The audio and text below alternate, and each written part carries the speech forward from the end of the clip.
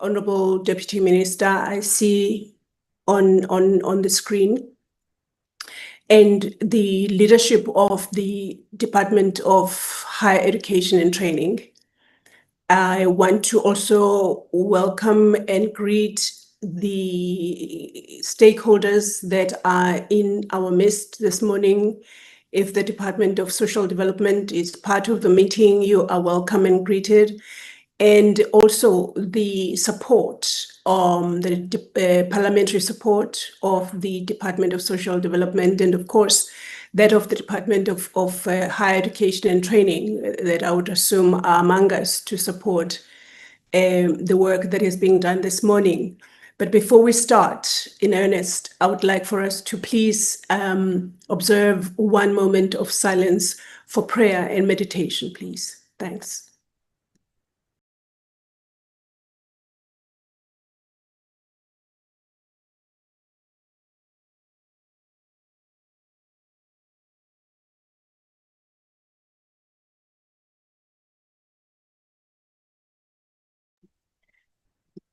Thank you so much. I just will not say much more other than to say that the department, the Portfolio Committee on Social Development requested some time ago that we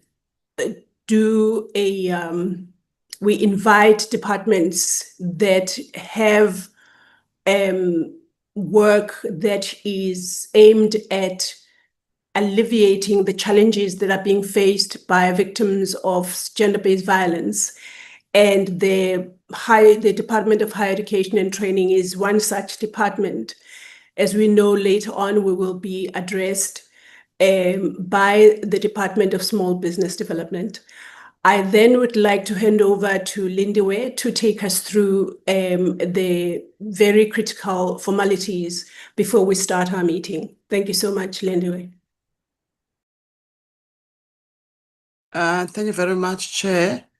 Good morning, members. Good morning, Chairperson and the Deputy Minister, and also the officials from both departments and my colleagues who supports the Portfolio Committee Chair. My responsibility is just to take through the committee on today's agenda, which is the 25th of February. Chair, you have already welcomed everyone to this meeting. I'll just introduce the members that are present, Chair. We have you as our chairperson. We have member Peters as member Masango, the chairperson member Peters. We have member Munyai, we have member Mare, we have member Ramaila, we have Reverend Kwabaza, we have member Mahato, we have member Mchweni, Chair.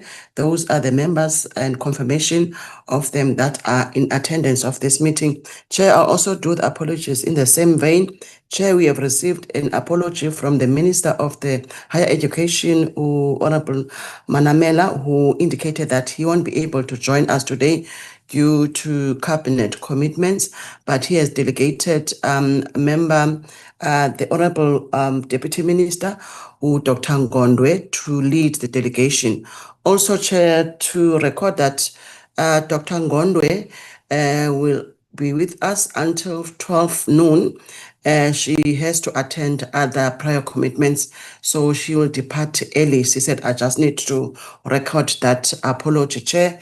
We'll proceed, Chair, after that to adopt the agenda. Also, the Deputy Minister of Higher Education and Training, Dr. Ngondwe, will just give an overview and then we'll proceed to receive a presentation from Higher Education and Training. And then, Chair, due to time constraints, immediately after the presentation from DET, if the committee agrees, we'll proceed to receive an overview from the Minister of Small Business and Development.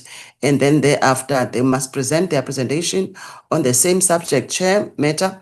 And then we'll proceed with deliberations and also receive responses from both departments. It is important for members when they raise their questions, they need to indicate this question is for this department so that there can be clear note capturing from both departments, Chair.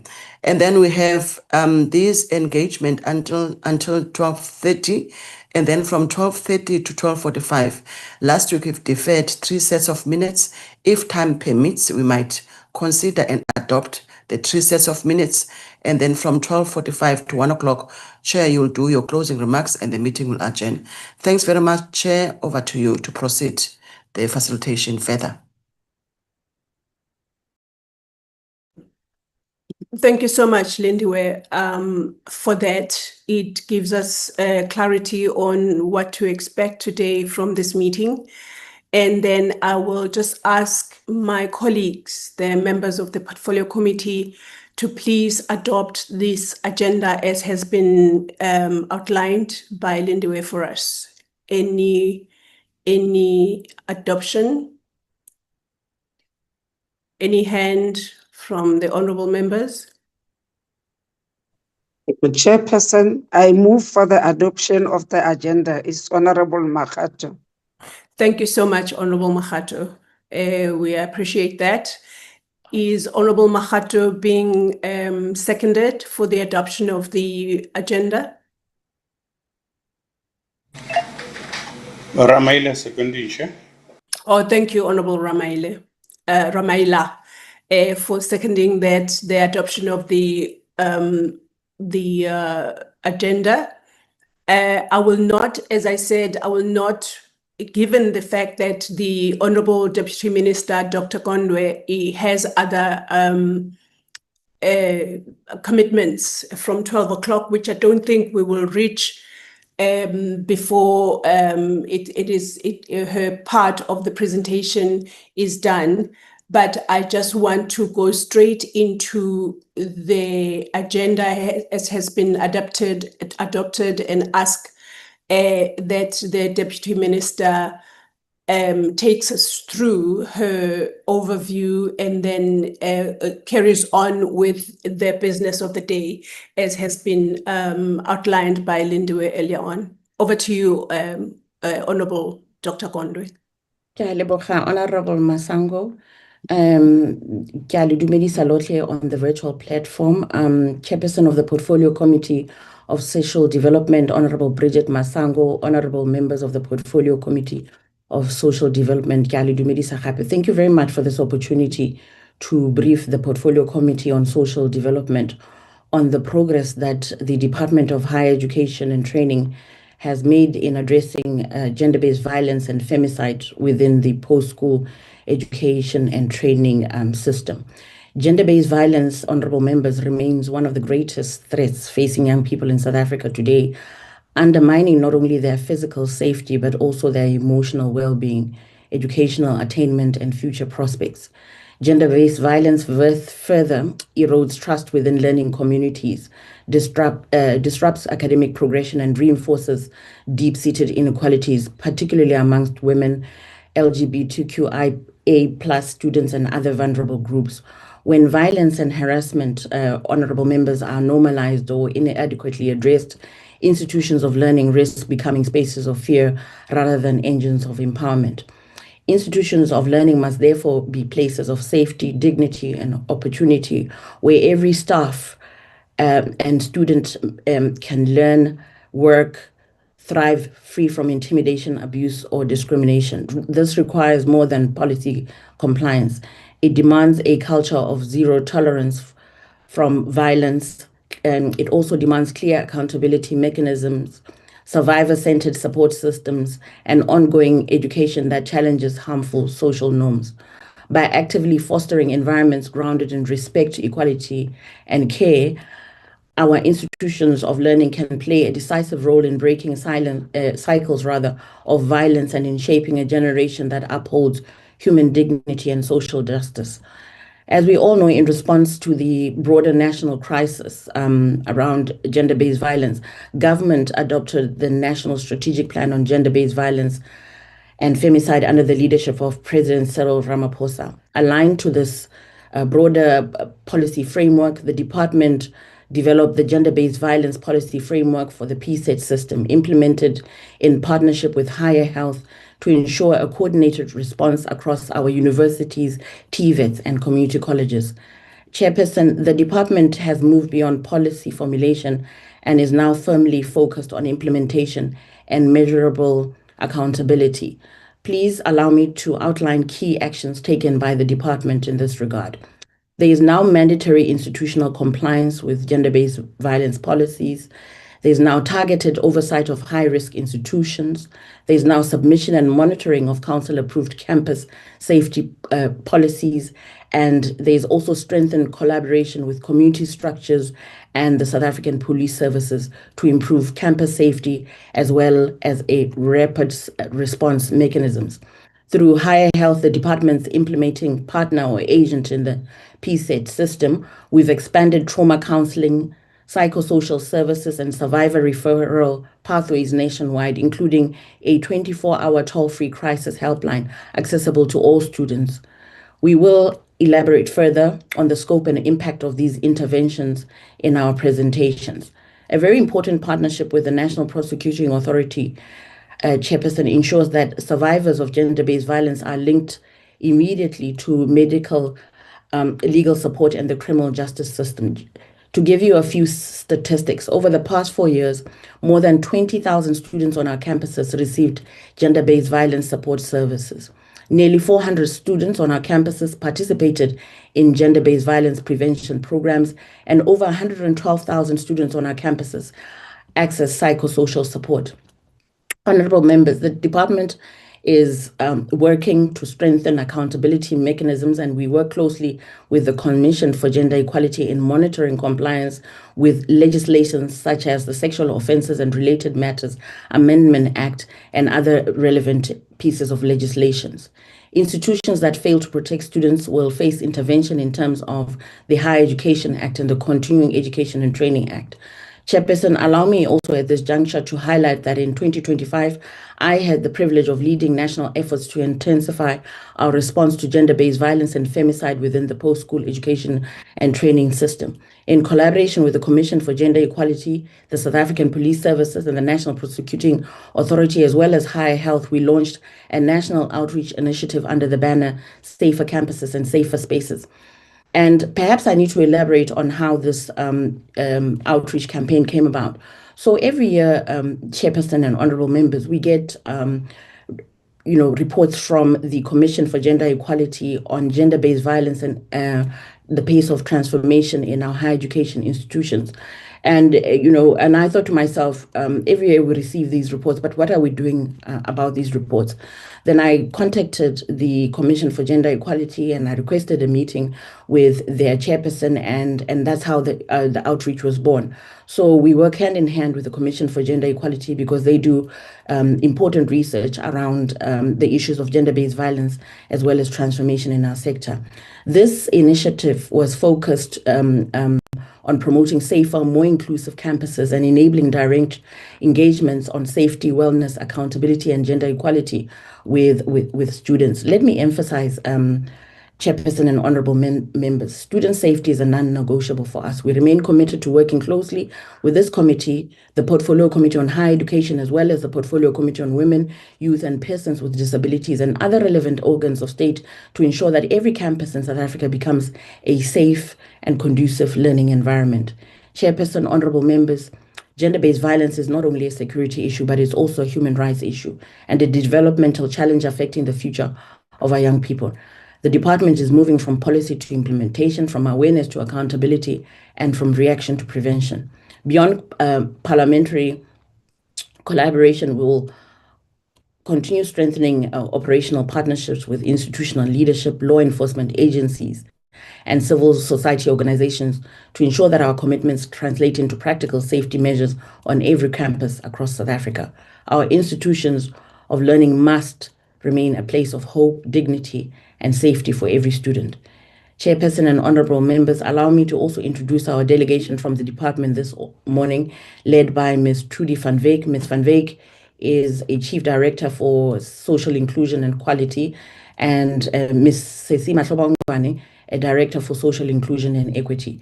From the Higher Health side, we have Professor Ramnik Alwala, the CEO of Higher Health, and Ms. Tobekile Finga, the Director of Programs at Higher Health.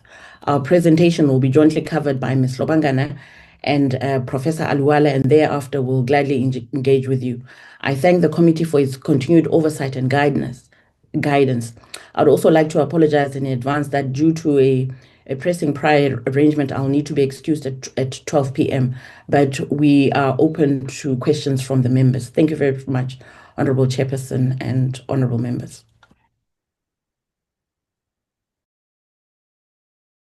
Thank you, Honorable DM. With that, we will hand over straight away to the Department of Higher Education and Higher Health to take us through the presentation as has been outlined by the Deputy Minister. Go ahead. Morning, honorable members. Thank you so much, Chairperson of the Portfolio Committee on Social Development. My name is Sesi Mahlobokhwane. I'm the Director for Social Inclusion and Equity in the Department of Higher Education and Training. I request the sharing rights on the platform. I need to share my presentation. Thank you so much. I think you have the rights now, ma'am. You are the co-host. Okay.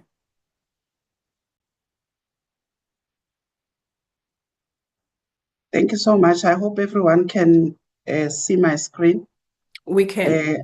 Thank you. Yes, I will shut down the camera since we struggle a lot with bandwidth in the department. My apologies, members of Parliament. I'll be presenting today on the prevention of gender-based violence in the post-school education and training system. When I say PSET, I'll be referring to the post-school education and training system. My presentation today covers the legal framework, the enabling policy environment, structures that we have established, relationship with the CGE initiatives in the PSET system, higher health initiatives, institutional initiatives, and also our action and benefit of the law.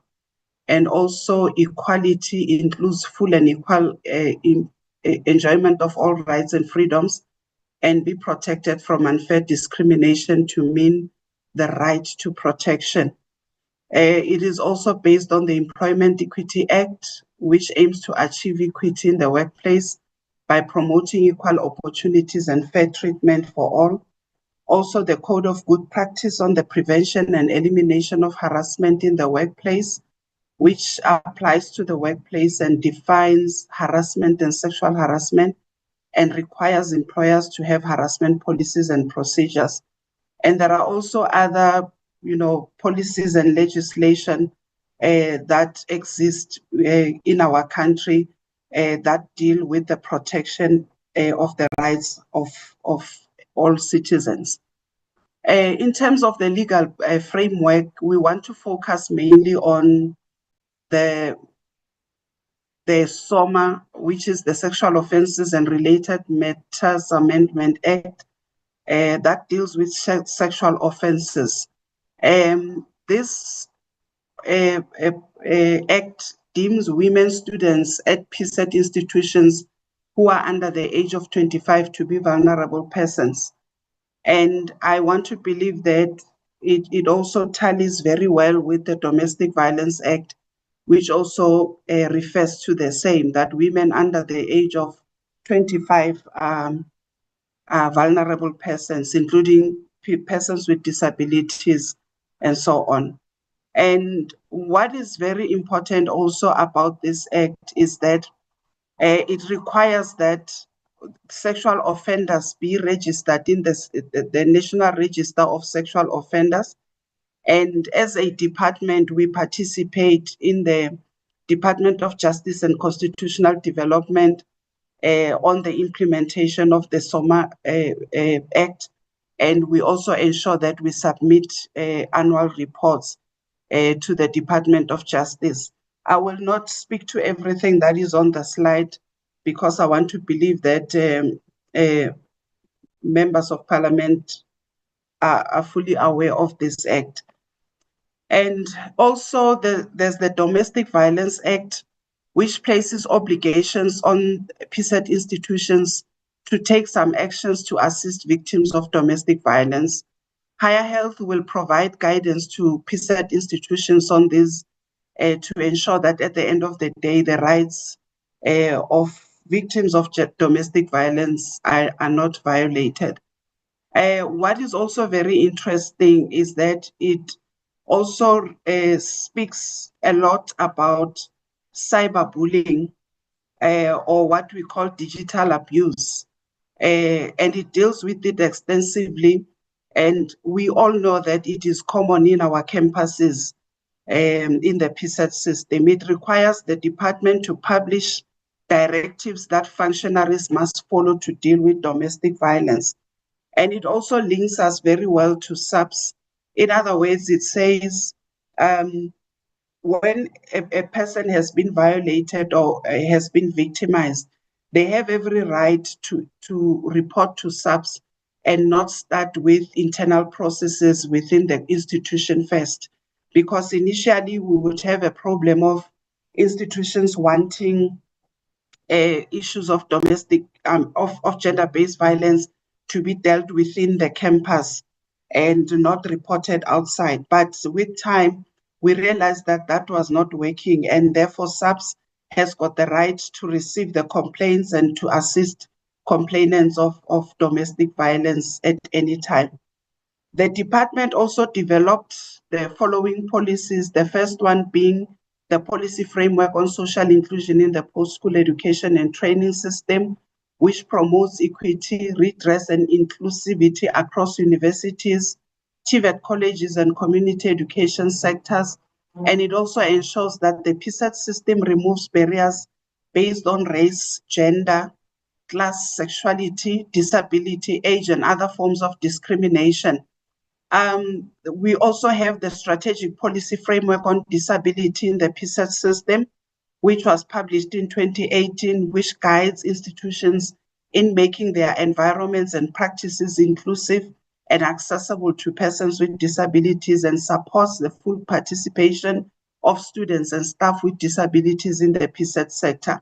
It also focuses on physical and digital accessibility, reasonable accommodation, disability support services, universal design, and curriculum adaptation.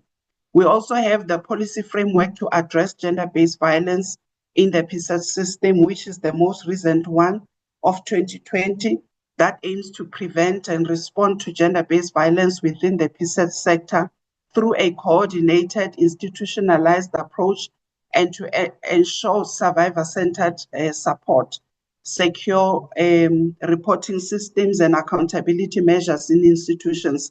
It focuses on prevention through education and awareness, policy alignment with national gender-based violence and femicide legislation, and reporting mechanisms and institutional accountability, and the provision of survivor support and psychosocial services within our institutions. The policy frameworks and initiatives that we have implemented as a department are the National Strategic Plan for Gender-Based Violence and Femicide, which we normally refer to as the NSP in the country. The department continues to participate in activities and structures that are involved in the implementation of the NSP GBV following its finalization in 2020. Such activities include submission of monthly reports and the involvement in the collaborative structures for the implementation of the NSP GBV and actively contribution to the outcomes of pillars 2, 3, 4, and 6. The National Technical Intersectoral Committee on the Management of Sexual Offences and Related Matters is one of the structures that we are involved in, which is led by the Department of Justice. We participate, and as indicated earlier, we submit our annual report on the implementation of the Sexual Offences and Related Matters Amendment Act. Also, the policy on the prevention and elimination of sexual harassment in the public service world of work is one of the policies that we pursue with vigor, and we ensure that we train our institutions on that. Also, the Gender Equality Strategic Framework of the DPSA, the Job Access Strategic Framework, which speaks to disability inclusion of employees, and also the Gender Responsive Planning, Budgeting, Monitoring, Evaluation and Auditing Policy Framework of the Department of Women. In terms of planned policy development and review, we are at the moment busy with the review of our post-school education and training gender-based violence policy framework to align it with the National Strategic Plan on Gender-Based Violence, the Domestic Violence Act and the Sexual Offences Act, and any other new legislative developments in the country. A national policy framework on sexual harassment is planned for 2026, and we believe that it will benefit the PSET system a lot. We are also developing a PSET campus safety policy framework that incorporates all aspects of PSET campus safety. And also, we are setting up a technical team of specialists to work on the draft policy and to arrange national consultations in the form of 9 provincial consultations for TVET colleges, for our CET colleges and our SETAs, and 6 regional consultations for universities, and also the portfolio committee consultations and various stakeholder consultations. And all that will happen in this year, 2026, moving into 2027. And we also have, as indicated earlier, the gender policy framework that we developed in 2020 and published. This policy deals with the strategic objectives of an enabling environment, that we should create an enabling environment that speaks to policies and legislation, norms and standards, guidelines and procedures, and everything that will make it easy for anyone involved within the PSET system to know what to do when there's a case of gender-based violence. It is also about support and assistance, ensuring that those who fall victim, those who are complainants of gender-based violence within our system know where to get support and assistance, and to link survivors with, assistance and all kinds of support that they can get. There's also the third strategic objective of prevention and awareness, where we are making sure that we embark on prevention programs, awareness programs, we educate, we train our institutions, our officials and students on the policy framework and other policies that relate to gender-based violence, with the aim of preventing incidents from happening, because we believe that when people are informed, then they will take informed decisions. I wonder if Thobekile is here and she can speak to the slide.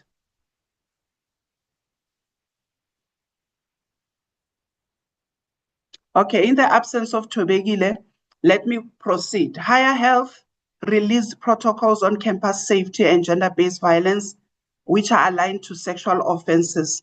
The first one was the gender-based violence implementation guidelines that they released, and all these other protocols, as you can see, the code of ethics, the staff-student relationships, campus safety and security audit, safety in residences, and so on, up to the whistleblowing one, have been developed and so that they can guide institutions on how to implement the gender-based violence policy that we have, and also implement the Sexual Offences Act that we are implementing. Yes, ma'am. Good morning, DM. Good morning, everyone. Just to let you know, my name is Professor Aluwali. I'm in the meeting. Oh, thank you so much, Prof. I was not aware that you are in. I'm sharing the slides and I'm not aware of the attendees. I will hand over to you when we get to the slides that you are supposed to present on. We also have a ministerial task team, or we had a ministerial task team on sexual harassment, gender-based violence and harm in universities. Somebody please assist in admitting people, because as they come in, they block my screen. I cannot see some of the words. Apologies. In the past year, the department reported on the ministerial task team on gender-based violence, harassment, and harm in universities, and they made recommendations after they had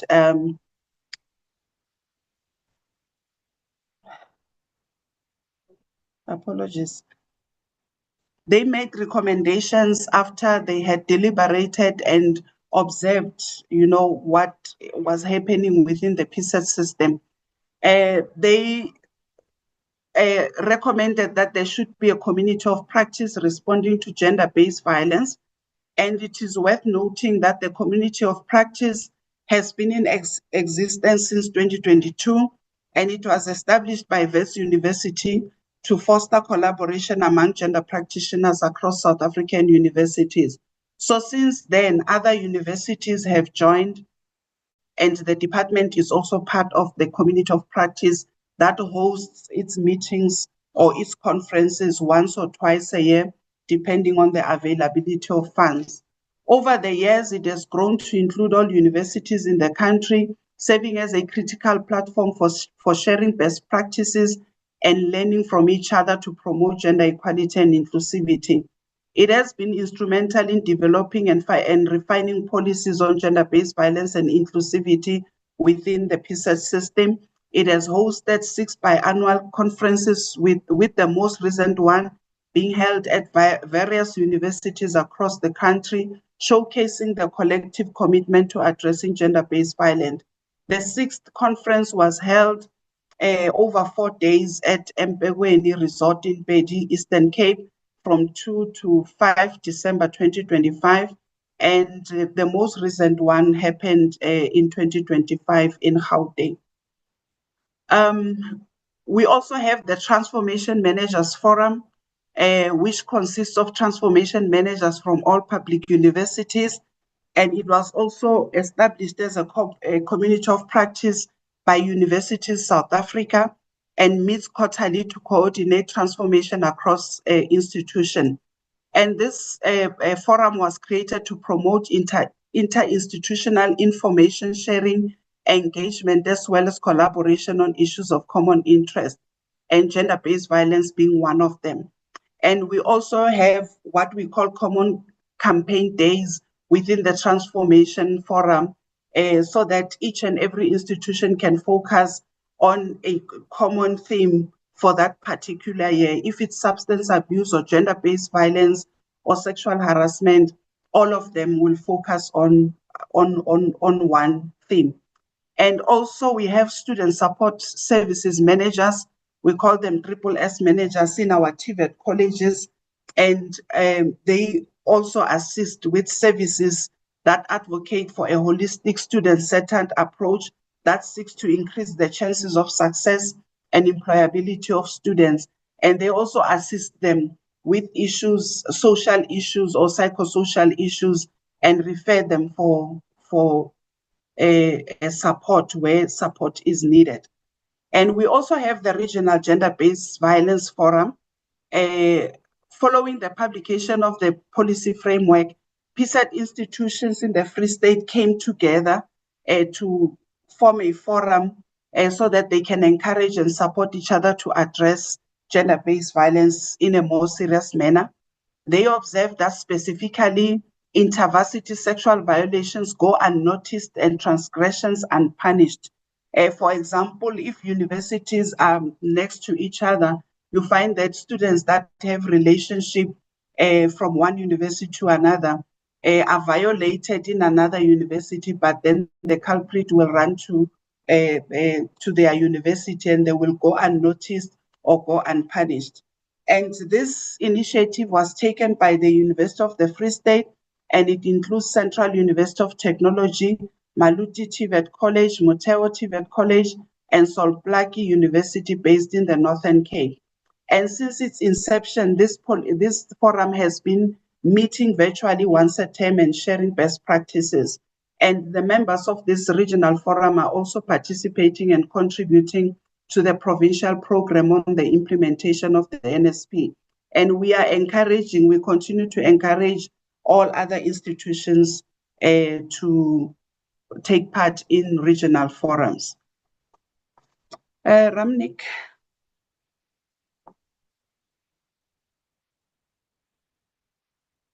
Prof. Ramnik. Good morning, Chairperson and committee members. We just, if we can request the presentation to be loaded, please. It's loaded. Okay, thank you. Good morning, Chair. Good morning, Honorable Chair. Good morning, Honorable Members. I really apologize for any inconvenience that I caused in between. I really apologize. We had a bit of a technical issue at our end, which I really apologize, Honorable Member and our Deputy Minister. DM and Chair, we have established a PSET gender-based violence technical task team, which is chaired by our Professor Lenka Bulla, Vice Chancellor of UNISA. And then we have a number of members, all the DDGs of all our different departments, social inclusion, university branch, TVET branch, community branch, they're all there.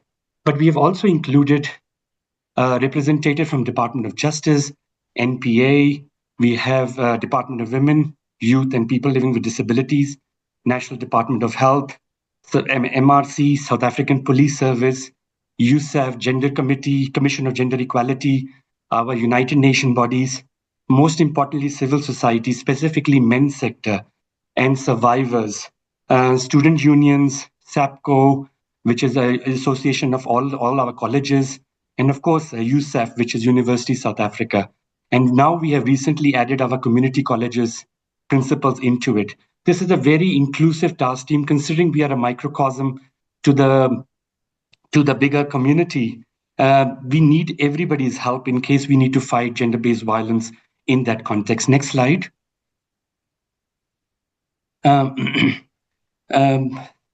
CGE has released very following reports. A research report on sexual harassment in higher education, a gender transformation, imperatives for higher education institutions 24-25. And I think the department is actively implementing recommendations spearheaded by our Honorable Deputy Minister, Mimi Gondwe. And this is our kind of a guidelines on how we are handling sexual violence in higher education. Next slide. Thank you. I can continue from here. I will hand over to you on slide 19. After the release of the reports that Prof. Ramnik has just referred to, the Deputy Minister of Higher Education, Dr. M. Gondwe, led the engagements between the department and the CGE on the findings and recommendations of the reports, as you may have heard when she opened the meeting this morning. The department is now meeting regularly with the CGE on the implementation of these recommendations. The Deputy Minister also initiated a ministerial stakeholder outreach program that was launched in collaboration with the CGE and Higher Health, and it was officially launched on the 24th of February 2024. And outreach events took place at Salt Lake University and also at the University of Zululand in April last year. A draft implementation plan in response to the recommendation of the CGE was developed, and the Deputy Minister and the department have since met with NSFAS, USAF, Higher Health, and the Transformation Managers Forum to develop strategies to address issues emanating from the reports, such as safety of staff and students in our institutions. We also did a survey in all our universities, and the survey was based on the CGE recommendations to try and establish what the institutions have done, especially the universities, in terms of the recommendations of the CGE. And out of 26 public universities, we received 18 responses. And this also points to the challenges in the PSET system of unresponsiveness of branches and institutions when social inclusion information is requested from institutions. The Directorate is still attempting to get a better response rate from universities, and we believe that with time, we will get all 26 responses. The universities are beginning to take serious action against sexual harassment. Universities' improved responses to sexual harassment are evident in the existence of policies and awareness interventions in various campuses. However, the unevenness of institutional policies is a concern. A lack of national policy on sexual harassment was pointed out as a limitation, despite the existence of the DPSA policy and procedures on the management of sexual harassment in the public service. There is serious gender disproportion of vice chancellors and other senior management positions within universities, and also the underrepresentation of the experiences of the LGBTQIA+ community is of concern. We have held several workshops on harassment and gender-based violence in the country. From 2023, we embarked on widespread road shows to universities, TVETs and CT colleges to ensure that they implement the policy frameworks as they are. And through the road shows, the DHET is monitoring the occurrence of sexual harassment and gender-based violence in institutions, the implementation of the policy frameworks. We assist institutions in the implementation and monitoring of these policy frameworks, and we also assist them on how to mainstream gender equality in their work, because we all know that where there's no gender equality or where there's no equality, gender-based violence is rife. The department continues to train officials and student leaders in institutions on the GBV policy on sexual harassment and bullying. And in the 2025-26 financial year, the Directorate Social Inclusion and Equity conducted more than 40 workshops on all policy frameworks on social inclusion, and we continue up to the end of this financial year, and we will continue even in the new financial year, taking into consideration all other policies as indicated from the DPSA and also from within the department. And we also organized a workshop on the outskirts of the the G20 Education Working Group meeting in KwaZulu-Natal on education for gender equality and peace, advancing gender transformation education for all, which took place in the ICC in Durban, and social development was invited. Prof. Ramnik.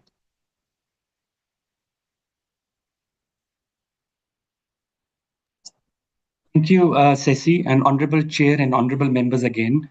Chair, we have, as Ceci had already pointed out, we have 10 protocols which are supposed to be implemented in the entire system. One of our major protocol is about protocol in partnership with National Prosecuting Authority. We are finding a principal agreement that as our Domestic Violence Act has now been released in 2022, which has got new recommendations made, and our new Sexual Harassment Act, which has been released in 2023, makes every woman in post-school education vulnerable women. Now, when we know any young women before the age of 25 who is vulnerable, tells us that criminal justice system needs to be equally prioritized as much as we used to do with the quasi system, which is our own discipline system. So our new protocol recommends that if there is a case of gender-based violence on campus, we will bring the student or a learner into a safe room, provide the immediate psychosocial and medical help, but immediately transfer the person to a nearest Tutuzela care center or to a health site where SAPS has accredited the health site, so that we can secure evidence, we can provide psychosocial and medical legal support ASAP, and start the criminal justice system. This is completely in line to the survivor-centric approach of bringing justice and putting perpetrators to account. And only thereafter, once the survivor is stabilized, only then we will start our own disciplinary system back. So this way, we will have less interference from a management system. We have less protection towards leadership who are trying to not follow and destroy the evidence to bring survivors. So such protocols on implementation guidelines on how to look after GBV on campuses, or every case how to manage is being handled in such kind of protocols. And similarly, protocols on campus safety, protocol on safety in residences, both in private accommodation as well as in public accommodation in our campuses. So we will be looking at the entire holistic picture of staff-student relationship, whistleblower saving.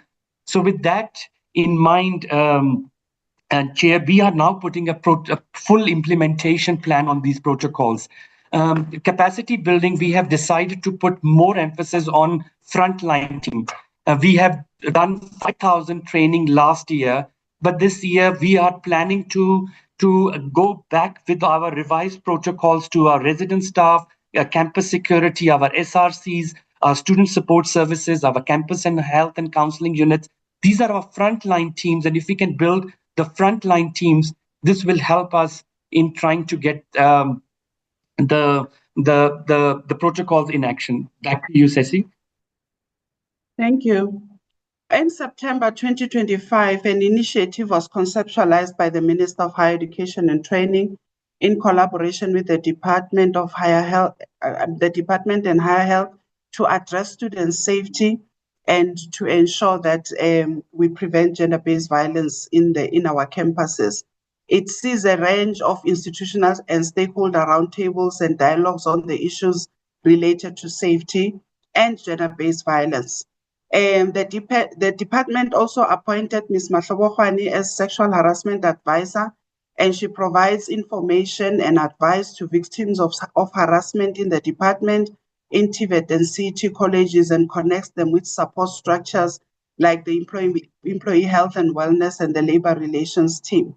And the sexual harassment advisor also adjudicates on cases of sexual harassment in the department and the public service, and also provides training on sexual harassment. A report on the implementation of the Sexual Offences and Related Matters Amendment Act was submitted by the department, and it was submitted to the Department of Justice and Constitutional Development.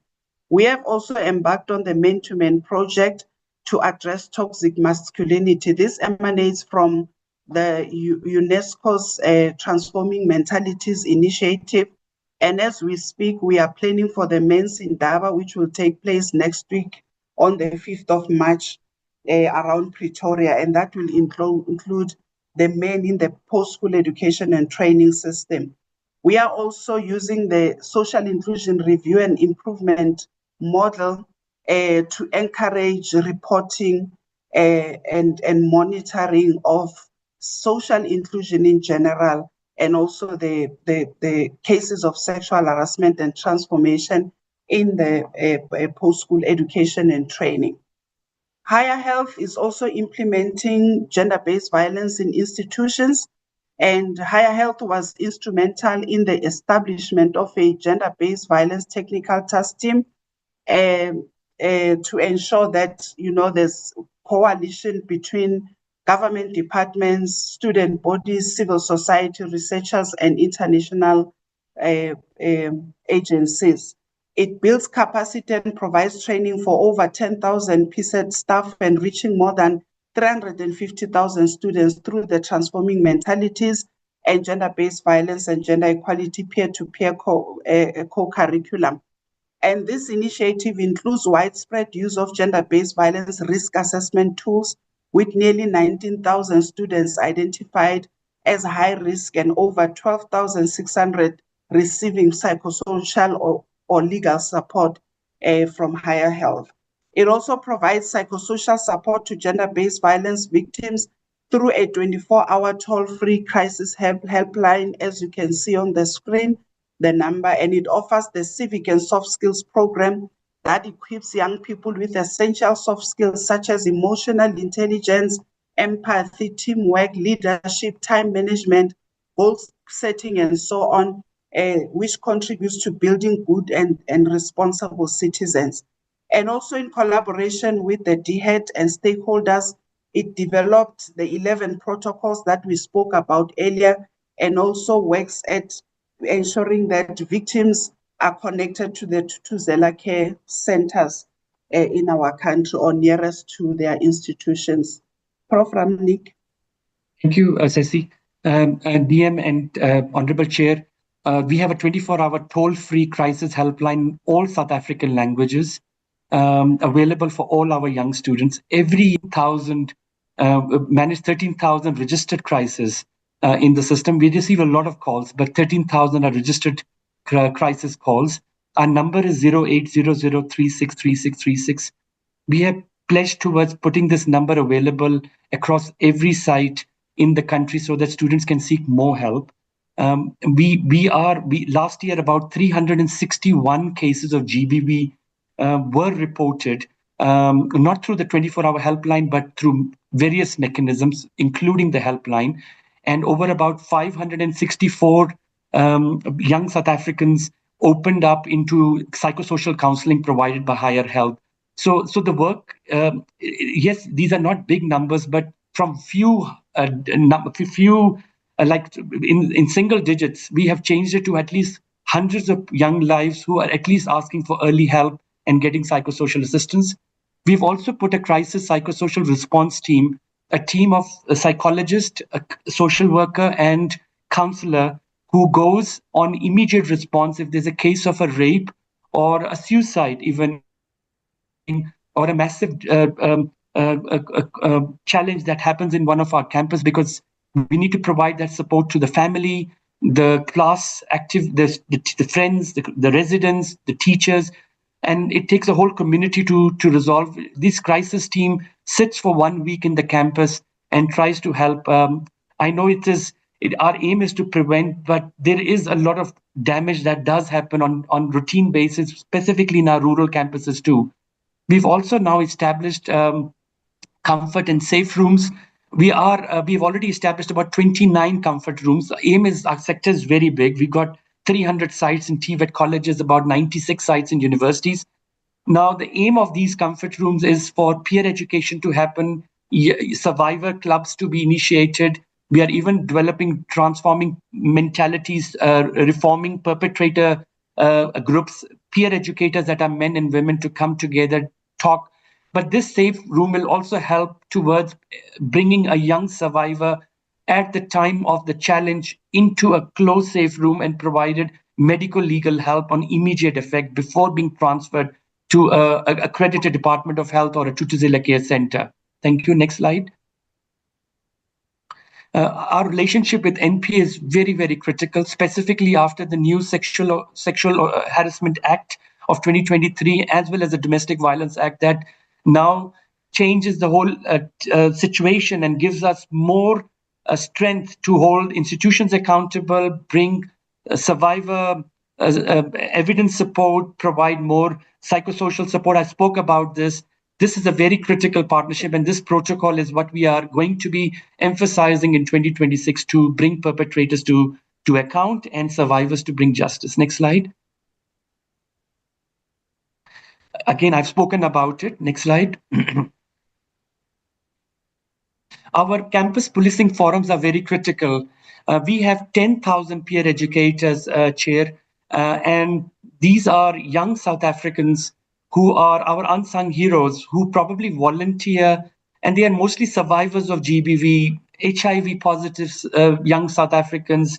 So us young South Africans have faced quite a lot in their own personal life or in their family life, that they volunteer to look after peer. Obviously, they get certification, they get free scholarships from Higher Health on 30 credits. But now with the help of SAPS, they helped us for HIV epidemic, they helped us for fighting the COVID-19, and now we are utilizing this team to be deployed towards addressing GBV and helping us bring more survivors on the table.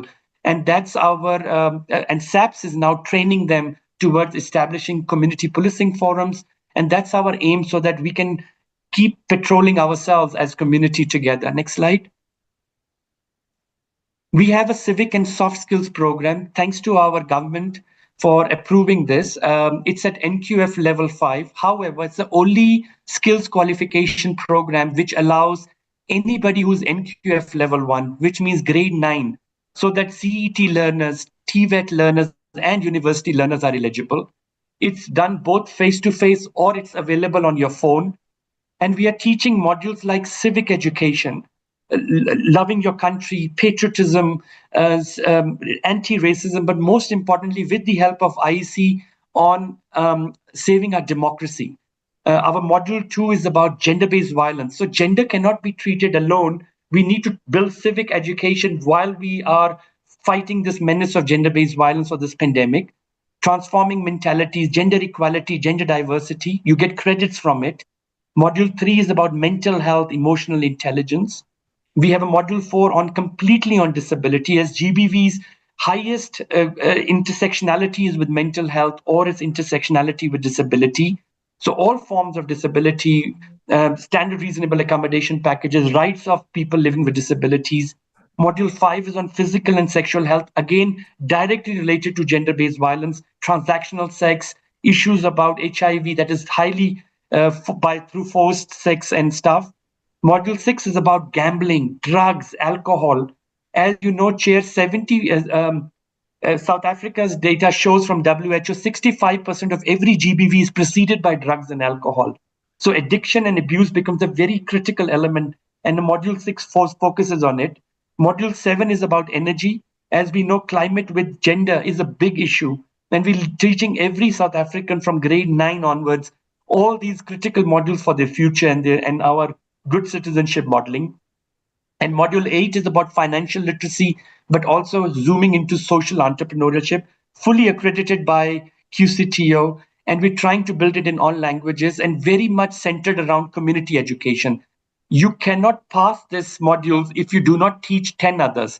So most of your notional hours are peer-to-peer, and it's a very highly peer-to-peer program. Each one teach 10 modality. So you maintain 10 logbooks of peer to pass each module, and you do your assessments in class very easily. Next slide. And it's fully endorsed by UNESCO. We have also been very grateful that it's some of the best news I can tell is we've been able to create jobs in rural areas of social workers. And thanks to our Honorable Minister and Deputy Ministers on supporting higher health by helping us all unemployed youth or entry-level youth coming out of our universities or TVET colleges on social work. We have now been able to recruit 120 jobs already of social workers in Bizana, in Ulundi, in Zwelicha, Kailicha. We're talking about Alex everywhere in this country, wherever our TVET college and community colleges are. Our numbers are very big. Our system is very big. But at least 120, it's a big start towards providing social support for gender-based violence victims, for mental health, by having social workers employed. Similarly, we are also recruiting psychologists, entry-level, giving jobs. And thanks to Department of Health, who's also mentoring our clinical teams, providing them with commodities and regular CPD trainings for them in order to build. So it's all about creating jobs, but also the same people in the campuses' job is to support their peer students in order to look after. And this project for us is very close to our wellness service program that is bringing wellness services now routinely on our sites. And this has just started as a new movement towards supporting. Back to you. Okay, thank you so much. Other institutional initiatives that exist within the system are the University of the Free State, in collaboration with Walter Sisulu University and the Central University of Technology, successfully hosted the 3rd annual Men's Conference. And this is a vital platform for addressing critical issues faced by young men in higher education institutions. The event concluded with a compelling keynote address by the Free State MEC for Health, who along with students signed a pledge to create strong, supportive campus environment. And key resolutions included ongoing campus-based conversations, focused on tackling gender-based violence, femicide, and mental health, backed by the higher education sector. Also, there's a civic and soft skills student campus. The first camp was attended by students from the Mpumalanga and Northwest Tibet colleges, and soon other regions followed suit. We also had what we referred to as the 10th anniversary of the silent protest, which was hosted by the Durban University of Technology, and all the other programs that are seen on the slide. I'm trying to save time, apologies. And in conclusion, we believe that the active political leadership and involvement of the minister and deputy ministers is commendable, and it is imperative that we build on these gains to advance transformation.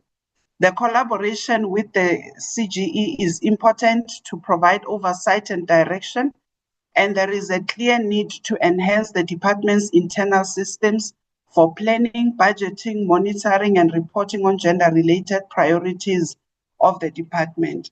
Reporting by institutions, especially on matters related to gender-based violence and sexual violence, must be formalized, and that's what we are working on with Higher Health.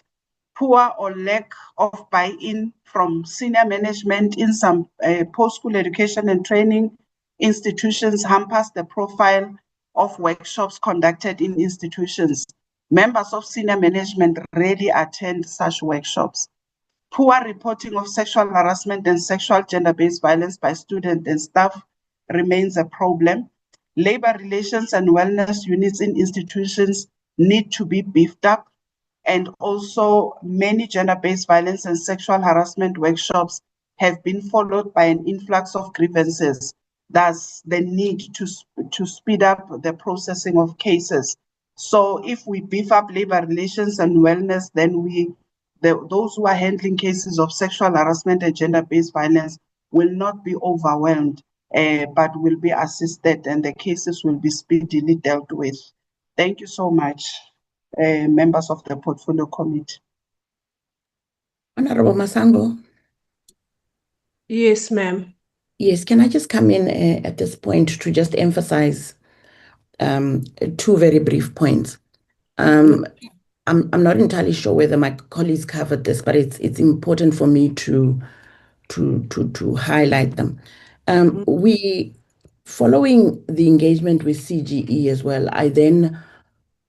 we requested a meeting with Commissioner Masemola regarding how best we can work together in relation to issues related to gender-based violence. And I'm happy to report that we're in the process of concluding an MOU with SAPS. The NPA was also at that meeting and the Hawks. That MOU is being handled by the university branch. And I also have to emphasize the program that Ausesi referred to, which is Transforming Mentalities.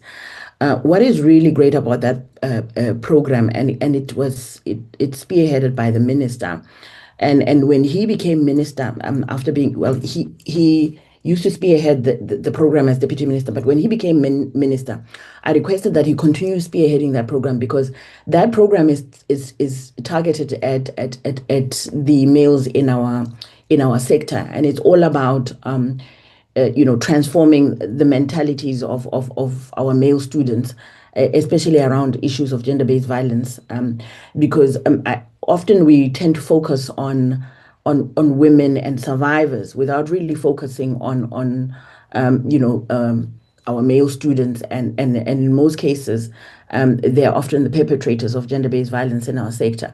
So I just wanted to emphasize that that program is important in the sense that it focuses on our male students. Thank you very much. Thank you, Honorable Deputy Minister, but I wish to thank Ms. Mashabongwane and the Professor Aluwali for their presentation. I also, just stealing from the conclusion, would like to convey through yourself, Honorable Deputy Minister, our gratitude to the Minister of Higher Education and Training for what he is being thanked in this conclusion, because that is probably why this issue that is so critical in our country is receiving so much attention, and that is the efforts of the minister and the deputy minister. So thank you so much for that. We will then go to the next item on the agenda, and I wish to thank the Department of Small Business Development for having accepted our invitation, which we made in the same sort of fashion as the one we made to the Department of Higher Education, because we would like to hear from the Department of Small Business Development on their programs that are aimed at skilling victims of gender-based violence. So I want to greet you if you hadn't joined when we started, because obviously you would be presenting later. So you are welcome to this meeting. I don't know if the Honourable Minister is here or the Honourable Deputy Minister, but you are welcome, and with your teams that you will be briefing us with, you are most welcome, and you can take over from here. We would like to hear the overview by the Minister, the Honourable Minister of Small Business Development. It's over to you, ma'am.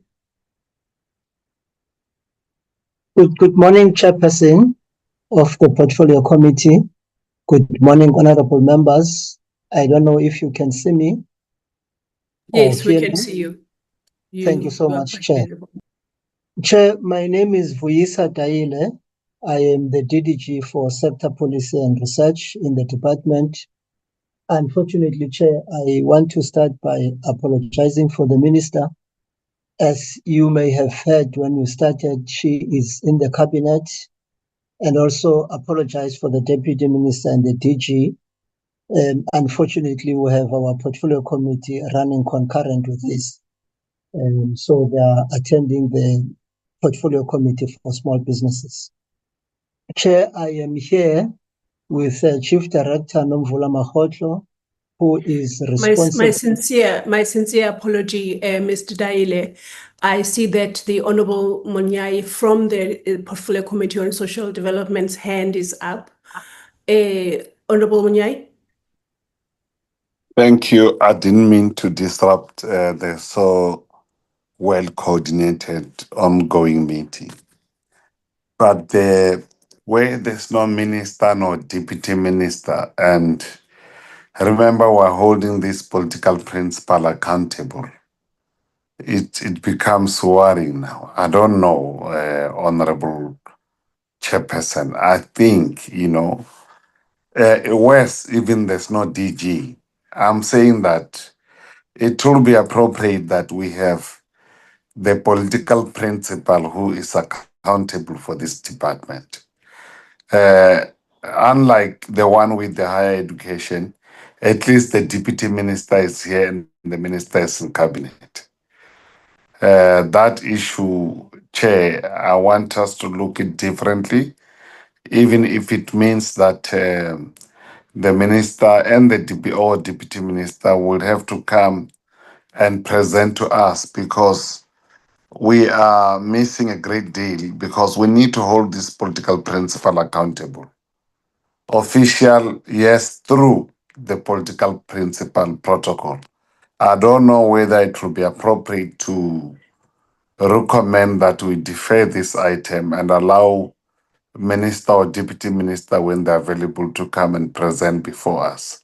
But the first one, at least there's a senior politician, the deputy minister, and which I'm very comfortable with. Those are the areas of discomfort, Chair, I wanted to address through you.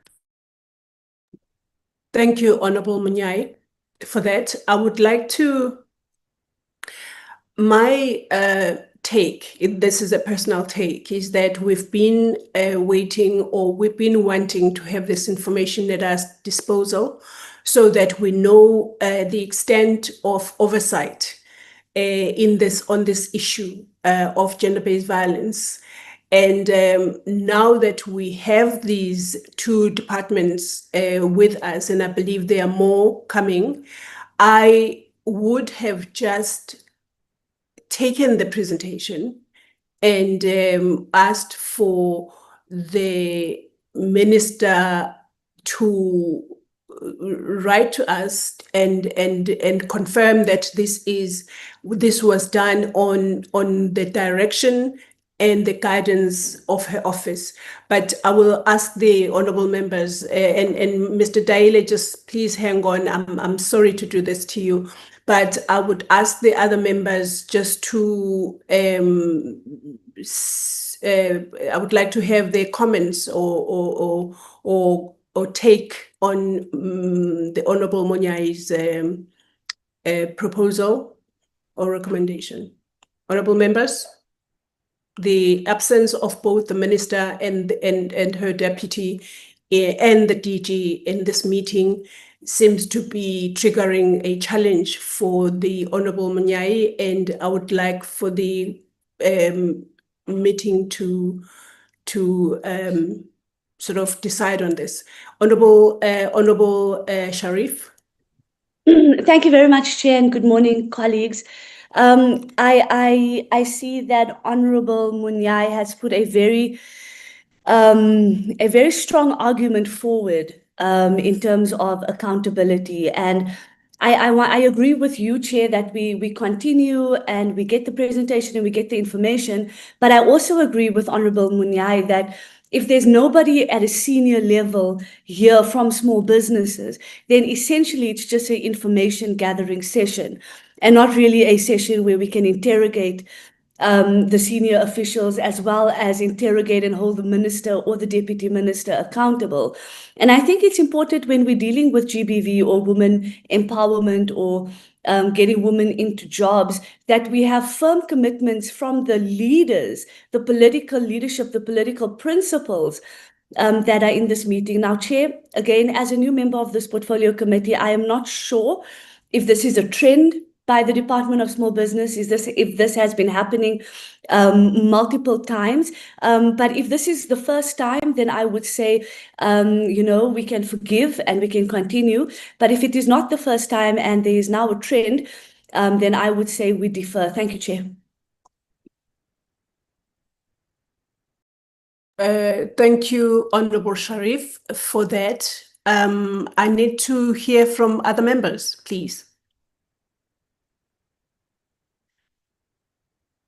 Honorable members, we do need to take a decision here. Honorable Reverend Kobaza, over to you. Thank you very much, Chair. Chair, it is very wrong that the minister and the deputy minister is not there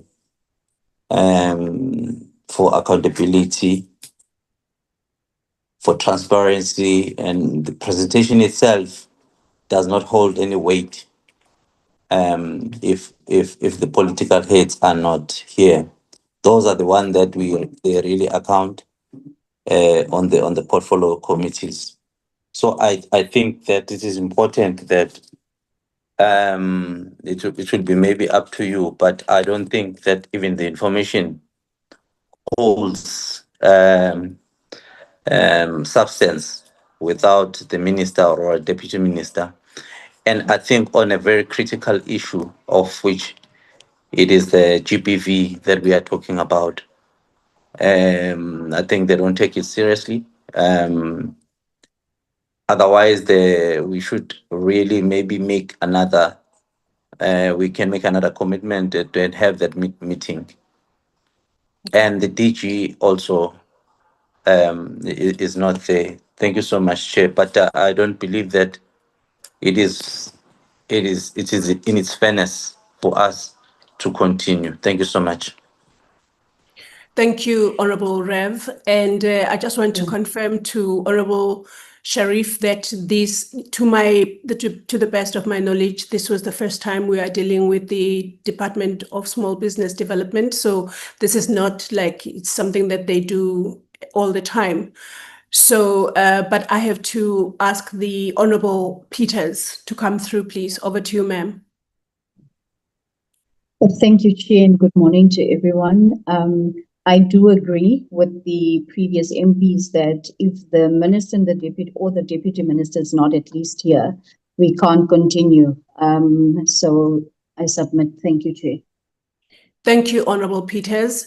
And the last hand I have is that of the Honorable Mare. Over to you, ma'am. Thank you so much, Chairperson. Chairperson, I want to agree with my members is that we cannot be undermined by not having the minister and the deputy minister and the DG, and they knew they had to come and report here by us. It's like they say, we just send someone. Because if the deputy minister can be here of the higher education, and she came to present because the minister had to go somewhere, where is the deputy minister from small business? We cannot be undermined like this because everyone knows today there's going to be meetings with the president. We know that there's going to be cabinet, but they had to prioritize. It's just saying that they don't see us. So I also agree. We're not going to continue with this because we need to ask questions. And who are we going to ask the questions to if they are not there? Because gender-based violence is a crisis in our country. And the mere fact that they're not even honoring their commitment is saying a lot that they are undermining us. Thank you, Chairperson.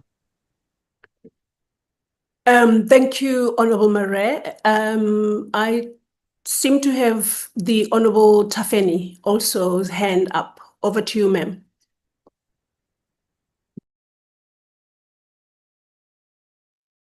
Thank you, Chairperson. Greetings to the members of the committee. Chairperson, in this issue, there is no minister, deputy minister, and the DG. So the presentation is not having any value because those ones that are not here, suppose about all of those things. So this presentation, my chair, is a minister or deputy minister azobe available. Ukuze sikwazi uku-interact to the presentation and our leaders. Right. Thank you, Chair. Thank you, Honorable Tafeni. I think the members have spoken. And I also, what causes me to also just say, we need to heed what the members have said is the fact that this matter, this issue of gender-based violence is one of the most serious and most important issues in this country at the moment. And for us not to have the people on whom we hold oversight to present what it is that their departments are doing, their department is doing, might just make us to be complicit in not taking this issue seriously. So back to I nearly said the Honorable Diane, but back to you, DDG, Honorable DDG. I think, Daile, I meant to say, I think the members, as you have heard, of this Portfolio Committee on Social Development are not taking a very bright view of the fact that neither the minister, the deputy minister, or the DG have, come before the department, the Portfolio Committee, to present on this matter. And as a result, we will have to defer this presentation to a day and time when we could have the Honorable Minister or the Honorable Deputy Minister or even the DG of the Department of Small Business Development. And I must say, this is not obviously a very good first impressions that we are getting. The younger people would say the vibe that we are getting from the Department of Small Business Development. So with that in mind, I would like the DDG to convey this message back to the Honorable Minister and the Honorable Deputy Minister, and of course the DG, that because we wanted to engage at a level where we are holding the Minister to account, or yes, to account as the legislature, we will not give you our audience for this presentation to take place. And with that in mind, I don't know if Mr. Daile, you wanted to say anything? Yes, Chairperson, thank you so much. And we really want to apologize to the members and really assure them that we take this issue serious. Just to say that again, for record, Chair, the Deputy Minister is in the Portfolio Committee for Small Business, which is sitting exactly at the same time, and the DG, providing accountability for what the department is doing, and the Minister is in the Cabinet. But we can assure you, Chair, that we take it serious, and I will convey the message accordingly. Thank you so much. Thank you so much, DDG, for that. So, honorable members, with that change in the agenda, I would like then to go back to the Department of Higher Education and Training and take the hands from the members that will then now they will ask to the Department of Higher Education and Training. I do not see any hands, so it means these presentations were quite clear. They are coming from higher education, so they will be clear. Honorable Mare, you are first. Honorable Sharif, you are second. Honorable Peters, you are third. Honorable Bishop Msweni, you are fourth. In that order, please. Honorable Mare. Thank you, Chairperson. Chairperson, I just need to understand a few things because as we see in the Department of Higher Education, there's a lot of things that are happening. And I always speak about experience. I don't like to use things that I don't know of. Chairperson, the Minister of Higher Education is saying that there's a policy, and I just need to know: is it only on papers, or this thing implemented? First of all, I want to say just last week, I got a call from Eastern Cape where a young girl, the first year student, was raped by 3 men. And the security guard is the third person. The security guard that was supposed to protect this poor child because, like they're saying, when you're under 25, you are a vulnerable person in the university. That poor child was raped by the security because he was standing guard and then he took his turn as well, Chairperson. I just need to understand exactly what do they have in place. They say they got comfort rooms, they got safe rooms. What is the safe rooms and comfort rooms doing when a person has been raped already? When a person has been violated already? How are they saying that they have a comfort and a safe room? In the residence, they talk about safety in residence and safety in private residence. How are they making sure in the private residence? Because even in the residence at the universities, the children are not safe. We've seen it over and over where children was killed within the residence, chopped up, putting in suitcases, and then taken out of the university. What safety measurements do they have in place at the university and also at the colleges? Because it's nice to have something on paper, but being implemented is another thing, Chairperson. And then, Chairperson, I just want to know what agreement do they have with the outside service providers when it comes to rape victims? What are they doing there? Who are these service providers? Because the gentleman spoke about the Tutusela care centers. And we know as social development, not all provinces, not all regions and local municipalities are having Tutusela centers. What do they do if there's no Tutusela centers? Where is that child going to? Then I also want to know, do all the universities and colleges have social workers? Because the gentleman is saying that they have 120 social workers that they have employed. But the slide is saying 150 social workers were employed. So I just want to understand is How many social workers was employed? Is it 120 or 150? And then do the universities have social workers on the premises there and the colleges? Then I need to understand is that the suffering of the students when it comes to the LGBTQI plus communities, they are underrepresented in these universities and colleges. What are they doing about that? Because as you can see, these communities are growing and they are not listened to. You don't hear their voices. What are the university making sure? How are they making sure that these people's voices are heard?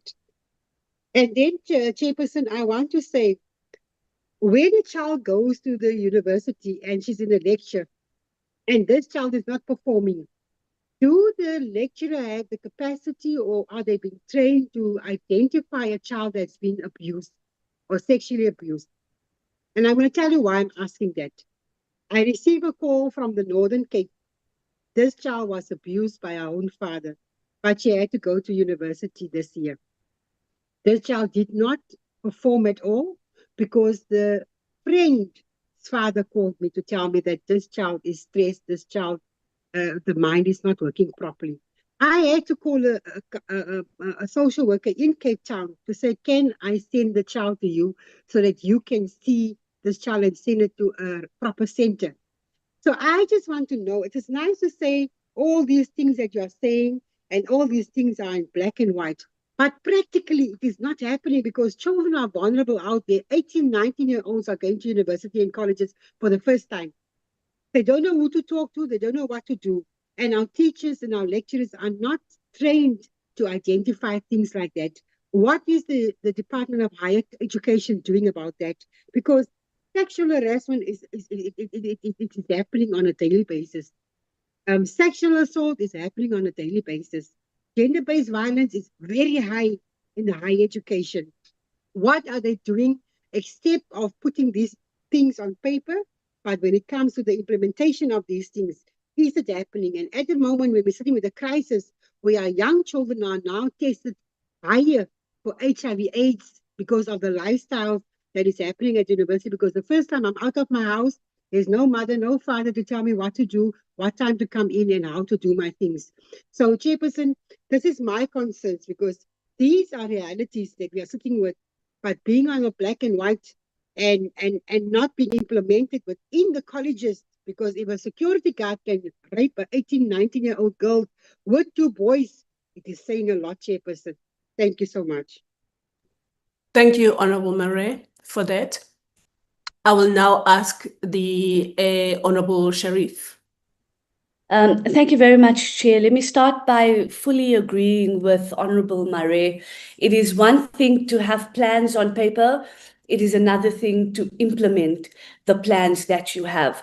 Now, I wanna start by saying that I'm really happy to see that at least in the least there is a plan in place, and the Deputy Minister has, from what I can tell, taken this big, massive task on, and I really wish her all the best because universities and TVET colleges, I always view them as little constituencies, if that makes sense. So it's groups of people who live, study all in one place. It's sort of like a microcosm of a city center, if you want to look at it that way. And unfortunately, for many, many years, and for us who has been to university and graduated many years ago, we can remember that GBVF was and still is something that plagues our university and TVET campuses. We often hear about stories coming out of rapes, abuse, domestic violence happening at university campuses, because as Honorable Murray says, this is now where, kids graduate almost into pre-adulthood, where they're living on their own, they're experiencing life on their own for the first time, and that makes them very vulnerable and susceptible to violence and crime. I want to find out, and perhaps maybe through you, Chairperson, the department comes back and tells us the budget that is put towards the implementation of this plan. again, you can't have a plan and not cost it. You can't have a plan and not implement it using money. And I looked through the updated presentation, and I thought perhaps maybe in the updated presentation they'll give us a budget breakdown, but I did not see it. So if you could just talk to how much it's costed, specifically around the 4 NSP pillars, and how much the department has budgeted to implement this plan. Next, Chairperson, I want to speak about, hearing the presentation. I agree that prevention is key. Prevention is necessary, and having resources on campuses make a difference. Having social workers on campuses, and perhaps as a suggestion is having Tutuzela care centers on campuses. Oftentimes, I think there's about 67 Tutuzela care centers across the country. And having to travel from different campuses to a Tutuzela care center might take time, might not have enough transport, might jeopardize the evidence that needs to be collected to ensure that justice is provided. So perhaps as a suggestion is to look and investigate what it would look like to have Tutuzela care centers on campuses. And perhaps, for example, in Johannesburg, you have Wits University and UJ right next to each other. And then the closest TTC is Baragwana Hospital. So maybe, looking at how do we make it, easier to get resources closer to students. Next, Chairperson, a lot of the presentation was around workshops and speaking to people and speaking to students. Look, I get it. That's important. But at the end of the day, GBVF is caused by violence and by power. And women are raped and women are abused because it's about power. It's about, inherent violence that we as a country have. And so the point around social workers and psychosocial services is so important, because we need to start healing trauma. We need to start speaking about the trauma that young people face in their homes, in their societies, in their communities, and how do we stop perpetuating that violence when these young people go to universities or enter the workspace or get married, because that's where we then see an escalation of violence throughout somebody's life or a South African's life. And I always say that South Africa is still one of the most violent countries in the world, and we need to sort of work on that. And so talk shops and workshops and Zooms and all of this is great, but that can't be where all of the effort is going into it. It cannot be. It simply cannot be, and we can't accept that. It has to be in psychosocial support, resourcing and capacitating Tutuzela care centers, making sure that the police do their job and coming to collect evidence, and not leaving a young girl or a young boy who has been raped or abused waiting for justice for 3-4 years. That is unacceptable. It is unacceptable that happens. And then looking at the DNA backlog, how justice delayed is justice denied. And once we can start fixing these systems, I'm positive that it will start flowing within our communities. I'm happy to see that you speak about student and staff relationships, because there is a power dynamic there. And when I was at Wits and I was a tutor in my honors year, it was policy that you don't have any relations with students because of that power dynamic. So I'm happy to see that is in the plan. But I would really urge the department to really look at focusing more less on talk shops and workshops and all of these things, and more on implementing real changes, real resources for women. And I can tell you from personal experience, these campuses can be spaces that take away innocence. And you have young women and young men who are so bright-eyed and bushy-tailed going into the world, and then they face such extreme violence and it crushes them completely. And then they drop out of university and nobody follows up with them. Nobody follows up, nobody cares. And I think as social development, we have to start changing that and start following up, making sure that we have trauma counseling, making sure that social workers are on hand, forensic social workers, so that at least we can start, healing survivors where they can, but also to ensure that there's justice. I'll leave it at that. Thank you, Chairperson. Thank you, Honorable Sharif. And now the Honorable Peters will ask her questions. Thank you so much, Chair, and good morning once again to the other MPs as well as the Deputy Minister, as well as all the officials from the department. Firstly, I'd like to obviously commend them on a well-written presentation and presented presentation, especially Higher Health, whereby they're doing the skills program, which actually translates to job creation as well, which is awesome. But while most universities have GBV policies, the implementation varies significant from university to university. You still have the delays in disciplinary processes, lack of uniformed standards across institutions, and poor enforcement of protection measures, as well as limited consequences to management. So my question then would be, and I think it's similar to what the two previous MPs alluded to, is does these policies translate to successes? Can we actually see that the cases decrease and successes in performance as well? So my key questions would then be, is there a centralized national reporting system for reporting GBV cases in universities? And then also, what is the average time taken to finalize GBV related disciplinary processes within the universities?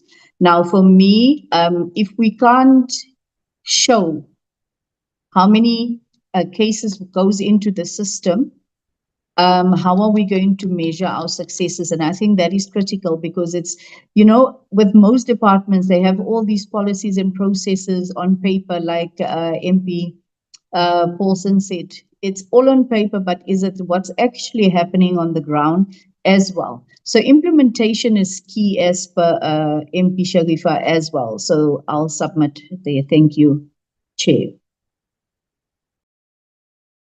Thank you, Honorable Peters, for that. I now have the Honorable Bishop Msweni. Over to you, ma'am.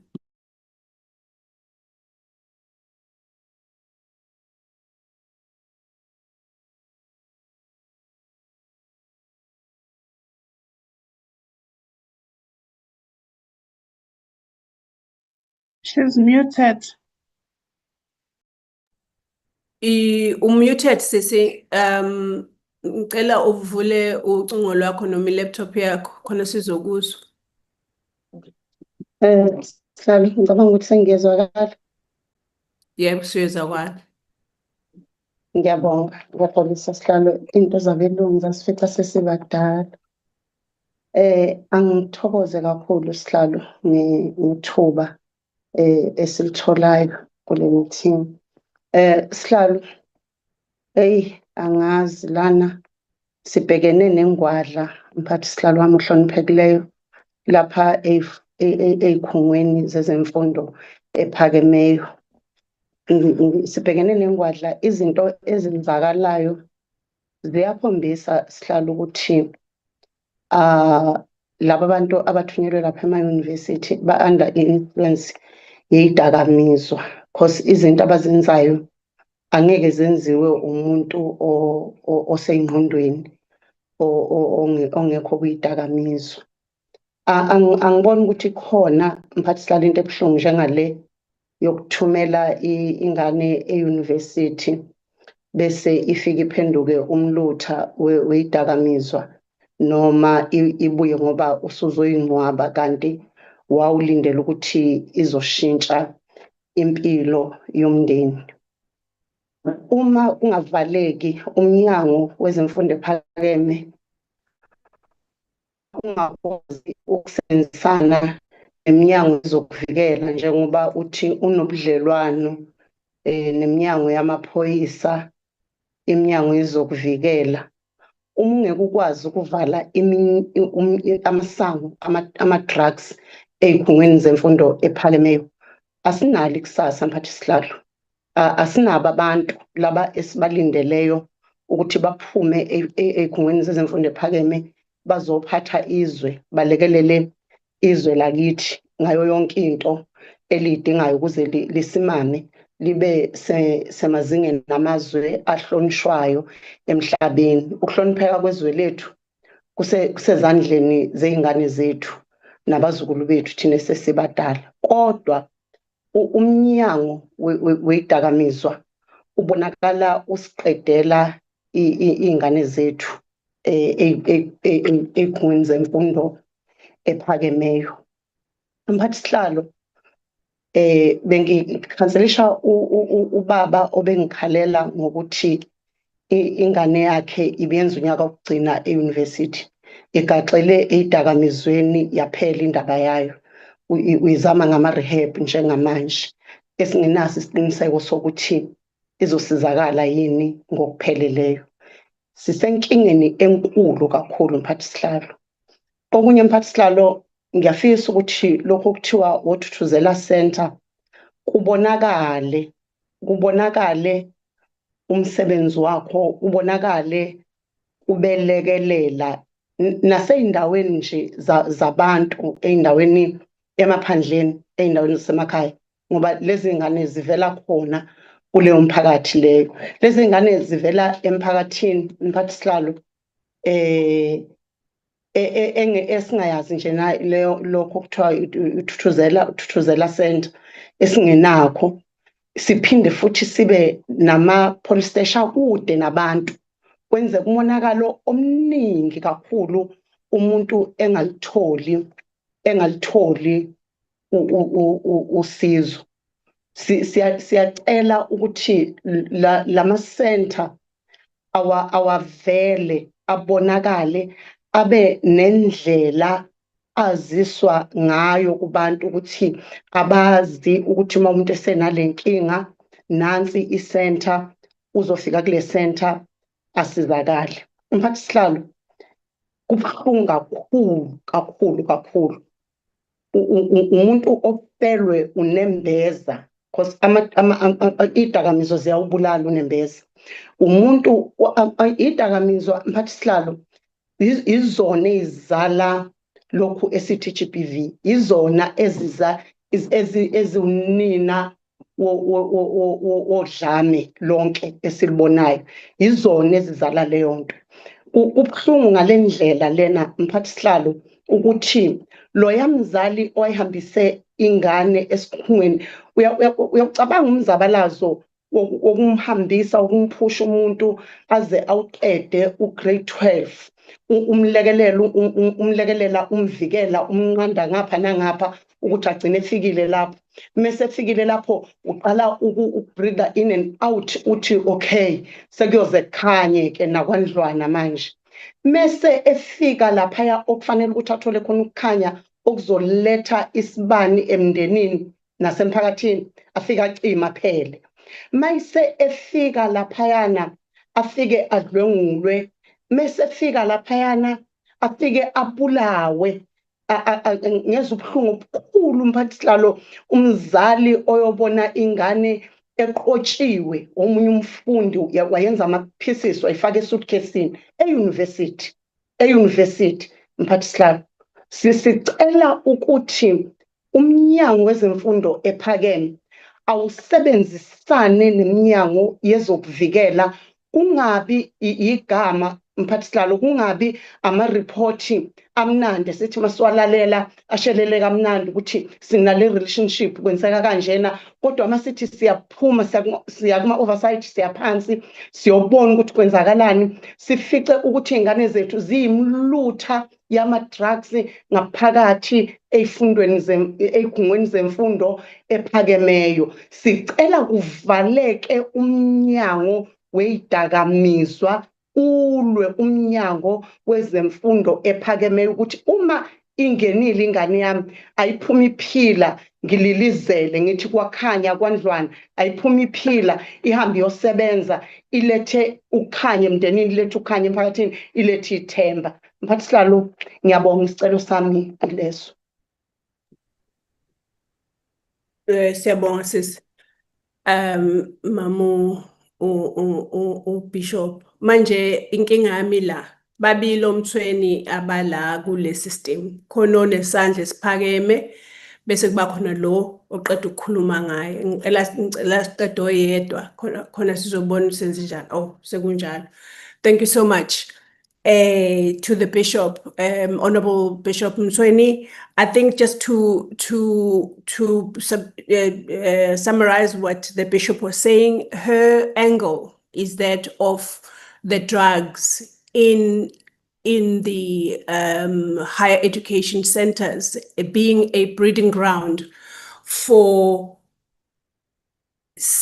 issues such as your gender-based violence, and she included femicide as well, because she's talking about a father who said she was counseling a father who was saying that her child was doing their last year. I don't know if it's a boy or a girl. They were doing their last year at university, and then they get hooked in drugs. So her request is that of closing the door of drugs in higher education facilities. And she's saying she heard about the relationships and partnerships that were mentioned in the presentation, but that does not hold a whole lot of water with her, because there seems to be just an open door for this to happen. There doesn't seem to be efforts made to make sure that the drugs are not finding their way into higher education centers, because that's where things start to go south, with children being hooked on drugs, and then the next thing you see are issues such as your gender-based violence and femicide, because she even mentioned that you can imagine a parent who works so hard, taking from nowhere, to make sure that their child they finish their matric, they go to university or TVET college and all other post-school facilities, and then they come back in a coffin because of these things. And also with the Tutuzela centers that are unknown, literally unknown as far as the Honorable Member is concerned, in rural and, rural areas that are underserved by these things. And the SAPS offices are so far from communities that there is just no way that people are getting help with these things. So can the Tutuzela centers be in communities, and can people be told that there are such concepts such as your Tutuzela centers? I hope I have summarized your input, Honorable Member. I also would like to ask the Honorable Peters, unless she wants a second bite, to please take her hand down, because we have heard from her. And so I would like to then ask the Honorable Munyai to please come through and also explain why her mouth was so open earlier on in terms of the emoji that he used. Over to you, sir. Good morning, esteemed Honorable Chair, Deputy Minister, and Honorable Members. Honorable Chair, as you are aware that the President of the Republic has declared gender-based violence a crisis that requires intervention of all of government together to respond to this scourge. So now, Honorable Chair, I think I will propose the recommendation or the question that I'm going to put forward. I would request that the Honorable Member or Deputy Minister or Minister respond in written form, because I would want to take it forward. I would want to propose, not even propose, request that Because you see, the government department are working in silos. They are working in silos, Honorable Chair. You find that the Department of Education is doing that to Zella Center and social development, that and possible small business, their own different things. So can the minister or deputy minister write a proposed integrated strategy that speak of whole of government intervention rather than working in silos to respond to this scourge? I'm raising this point on the basis that the National Development Plan says that social development must appoint 55,000 social workers by 2030. This is in the context of NDP Vision 2030. And they already now appointed over 22,000. The question, therefore, is that, you would understand that in the report, they are speaking of the number of the social worker they've appointed. But if we have integrated approach, that will help a great deal rather than working as in silos. We know that it's streamlined across department and sectors, but the key issue with respect to GBV command centers and to Zella centers, these are the areas that I want us an appointment of social workers. These are the areas that we would want us to see integration of all departments rather than working in silos. The other critical issues, Chair, is that these Tutuzela centers, these universities, these police stations are within communities. The question is which community? That becomes a bit a difficult approach because if you look at Tutuzela centers, they are within communities themselves. So the question is, it's about expansion through integrated of whole of government approach. If the submission that the department on higher education can make to contribute to these issues of the GBV in written form, I will appreciate. The other key issues that I want to raise, Honorable Chair, I think pretty much they were presenting the workshop, the plan. The question arises, what is the impact on each areas of intervention with regard to the sketch? And we must also note the directive of the president with respect to alcohol, which universities are and TVET are the target by these big beer companies to promote, to introduce them to Heineken, to introduce them to a number of alcohol at early stages there through their programs, which really catch them young with respect to issues of binge drinking. And as a consequence, as the president would have said in SONA, that the issue of the alcohol is the biggest contributor to number of social ill. Consequently, also to the matters that we're discussing today of the gender-based violence. So what will be the Department of Higher Education in written form will propose to minimize or restrict alcohol at campuses, promotion of alcohol, these beers and whiskeys at the campuses during the functions of the young people. What mechanism will they do to restrict such a thing? If the deputy minister don't have that answer now. In fact, even if the DM would have answers, I'll appreciate that question of a strategy or policy to restrict the promotion of alcohol at campuses or the areas of teaching and learning. That will be helpful. And also, we need also to bring those that are regulating, Honorable Chairperson, that regulate the granting of these licenses, next to academic institution, which really contribute negatively to the future of our bright stars. Okunye futhi sihlalo ukuthi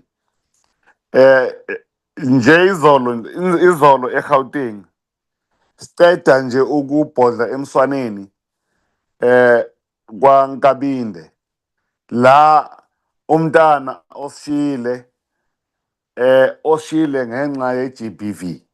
Sokubalekile kakhulu mphathi wethu ukuthi wonke uhulumeni abasebenza ama-department bahlangene ba-streamline kodwa ke kube nalaba convey bahlangana khona, especially on the GBV command centers, even to support sharing the resources, sharing social workers, sharing capacity, especially on the question of the GBV command center, such that we expand and also make sure that even the learners at higher education, they are able, this is post-matric now, they are able to get some support through these GBV command centers. I thank you, Chair.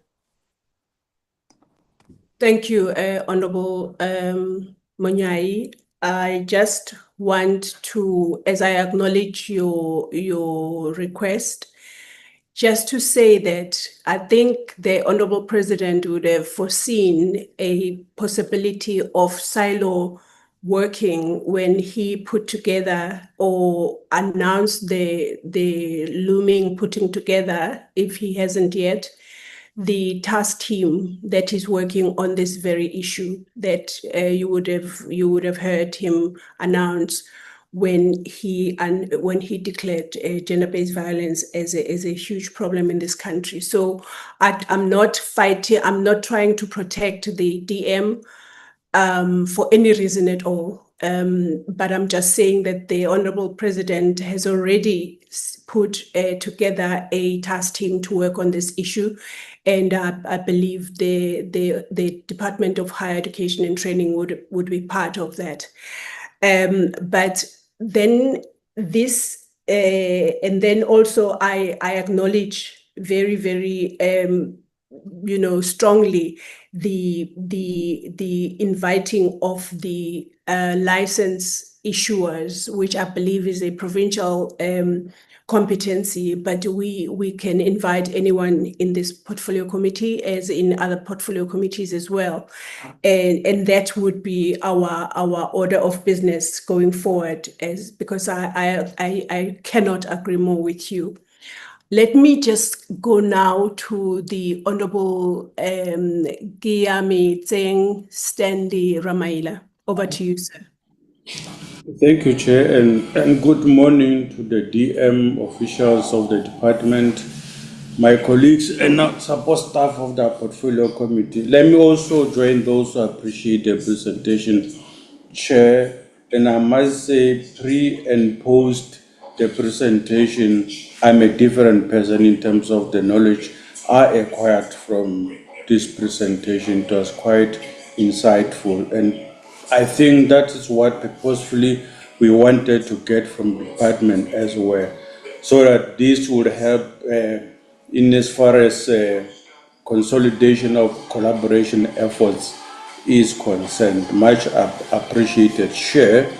My only issue would be if you could have opportunity to have a reflection of provinces in as far as the establishment of fora is concerned that have been referred to in the presentation. And I'm saying this because my sincere apology, Honorable Ramaila. I'm hearing, are they coming from your background or it's another person's background? Sorry.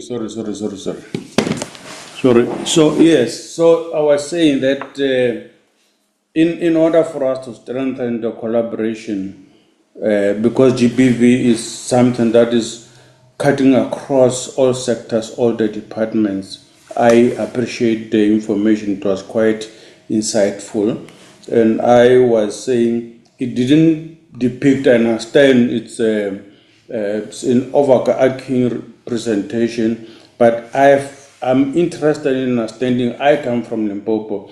I would want to understand from Limpopo because as I go on oversight, there'll be times when you go out there on the GBV programs, awareness programs, and I may want to visit the TVET campuses. I may want to visit universities there.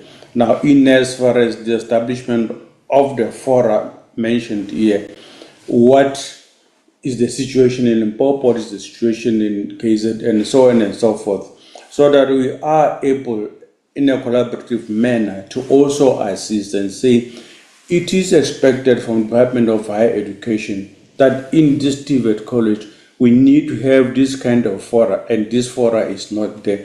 But also I must be able to come back to the department that on my oversight visit to these institutions, I realize these structures have not been established, and I must be able to refer these campuses to relevant persons in the department that would then help ensure that these structures, this forum is also established in those campuses, and in as well as checking whether the GBV support services that they've mentioned are present in those institutions. And I think deeply our role in as far as oversight is concerned would be to ensure that we not only look at things that affect our department, but because I'm saying this is cross-cutting, we must also look at those structures that need to be established in terms of higher education. Therefore, if we could have some detail as far as what is the situation in other provinces, but even what are the contact persons we should talk to once we realize these structures are not there. Otherwise, the presentation is much appreciated, Chair. And I would also want to emphasize, and I think the DM, if could really ensure that this happens, the mental health of men, she referred to it as transformation of mentality of men. That is a very critical element, I think, that we really need to hone on and make sure that there is a program developed towards that. Thank you very much, Chair. Thank you, Honorable Ramaila, for that. I don't know whether the Honorable Mia's hand is back again or it's an old one. If we can just, but for now, I will call on the Honorable Reverend Kobaza. Thank you. Even Makato's hand was on. I acknowledge your hand, Honorable Makato. I'm coming for you. Thank you so much, Honorable Chair. Honorable Chair, honorable members, DM of Higher Education, and everyone. Honorable Chair, maybe I have few questions.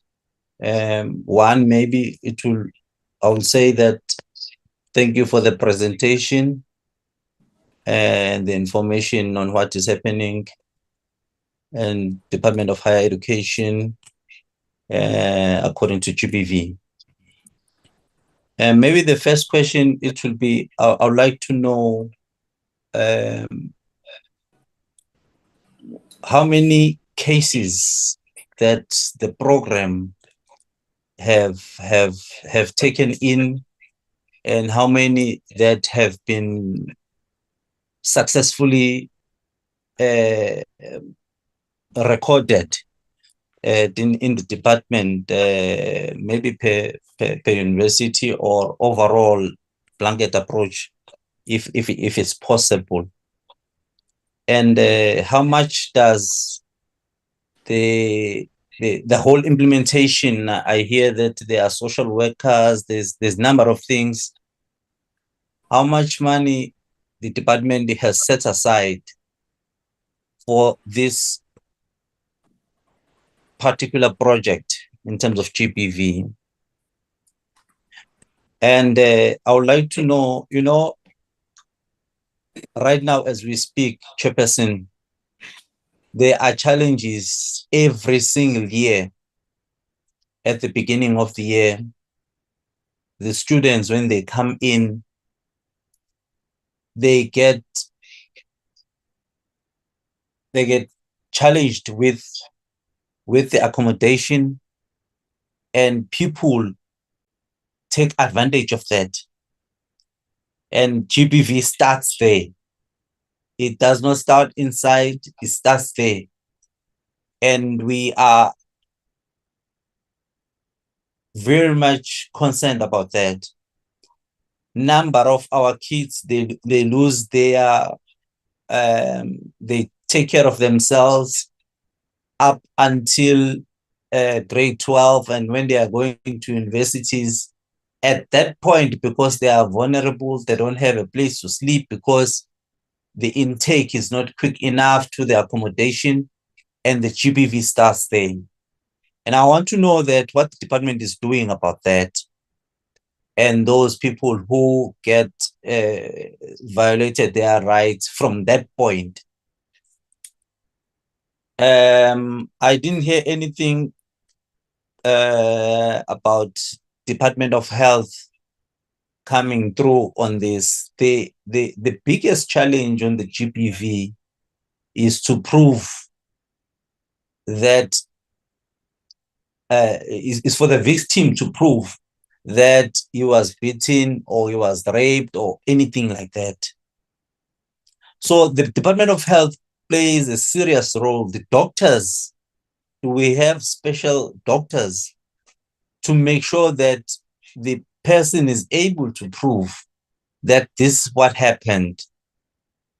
Because if we don't have that, then again, we are playing on this issue of GBV. We can call police, we can call justice and all of that. But if ever the component of the doctors, when they are examining the person in terms of GBV, is not tangible, then the justice will take it out, will take out the case. The police will take the guy and put him in prison. But when it gets to court, this thing will not have substance. So now what are we doing to make sure that we tighten this in terms of the doctors and Department of Health coming through to make sure that the victims are not victimized each and every time? And the trauma is when somebody is a victim and that particular person have reported, and the victim loses the case, and then that victim has to go back to the campus, and you will see the particular guy that is there also again, the guy who did whatever to him or to her. So I think that for me, the presentation is good, but it does not have substance in terms of implementation, because the children are still suffering today from this. But if I could just get the numbers in terms of the cases solved or on the program itself. Thank you very much, Chairperson. Thank you, Honorable Reverend Babaza. I want to acknowledge now the hand of the Honorable Mahato. Over to you, ma'am. Thank you very much, Chairperson. Greetings to the Minister, Deputy Minister, all honorable members, and also the officials. On my side, I just want to appreciate the presentation of higher education and training. Firstly, Chairperson, I just want to thank the department after developing the following policy framework. The policy framework on social inclusive in the post-school education and training system 2016. So if you can go down into this, you can see that it includes a very important matters in our country. So you can see that the government is working on this matter. And again, it spoke about the strategy policy framework on disability in the PSET system of 2018. So in this thing, I'm very much passionate about the full-time participation of the students and staff with disability in the PSET. So we can see that even the disabled people, they've got a position in the school learning framework. And then another thing is this framework of the which addresses the gender-based violence in the PSET system. Is that one is of 2000.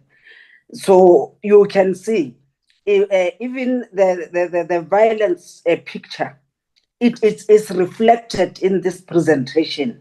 So I can say that is why I'm appreciating the presentation itself. But the only question I want to raise is this one of the issue of the learners' accommodation. What is the plan on this matter?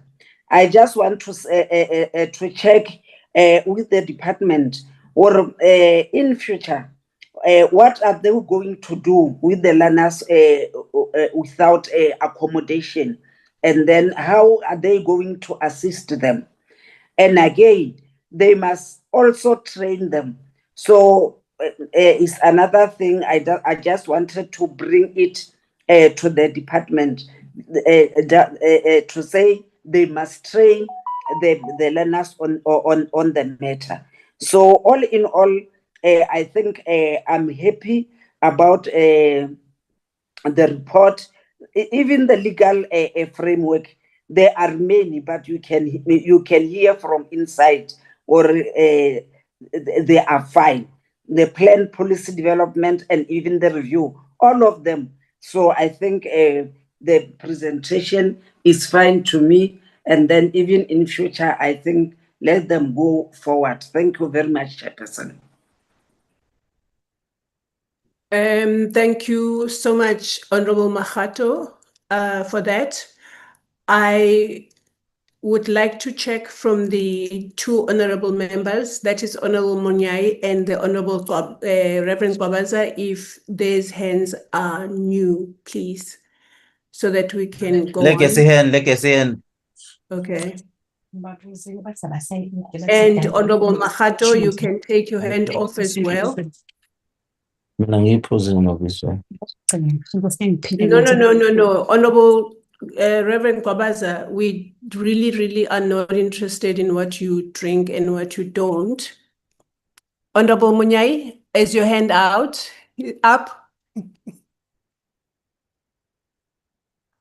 Honorable Munyai?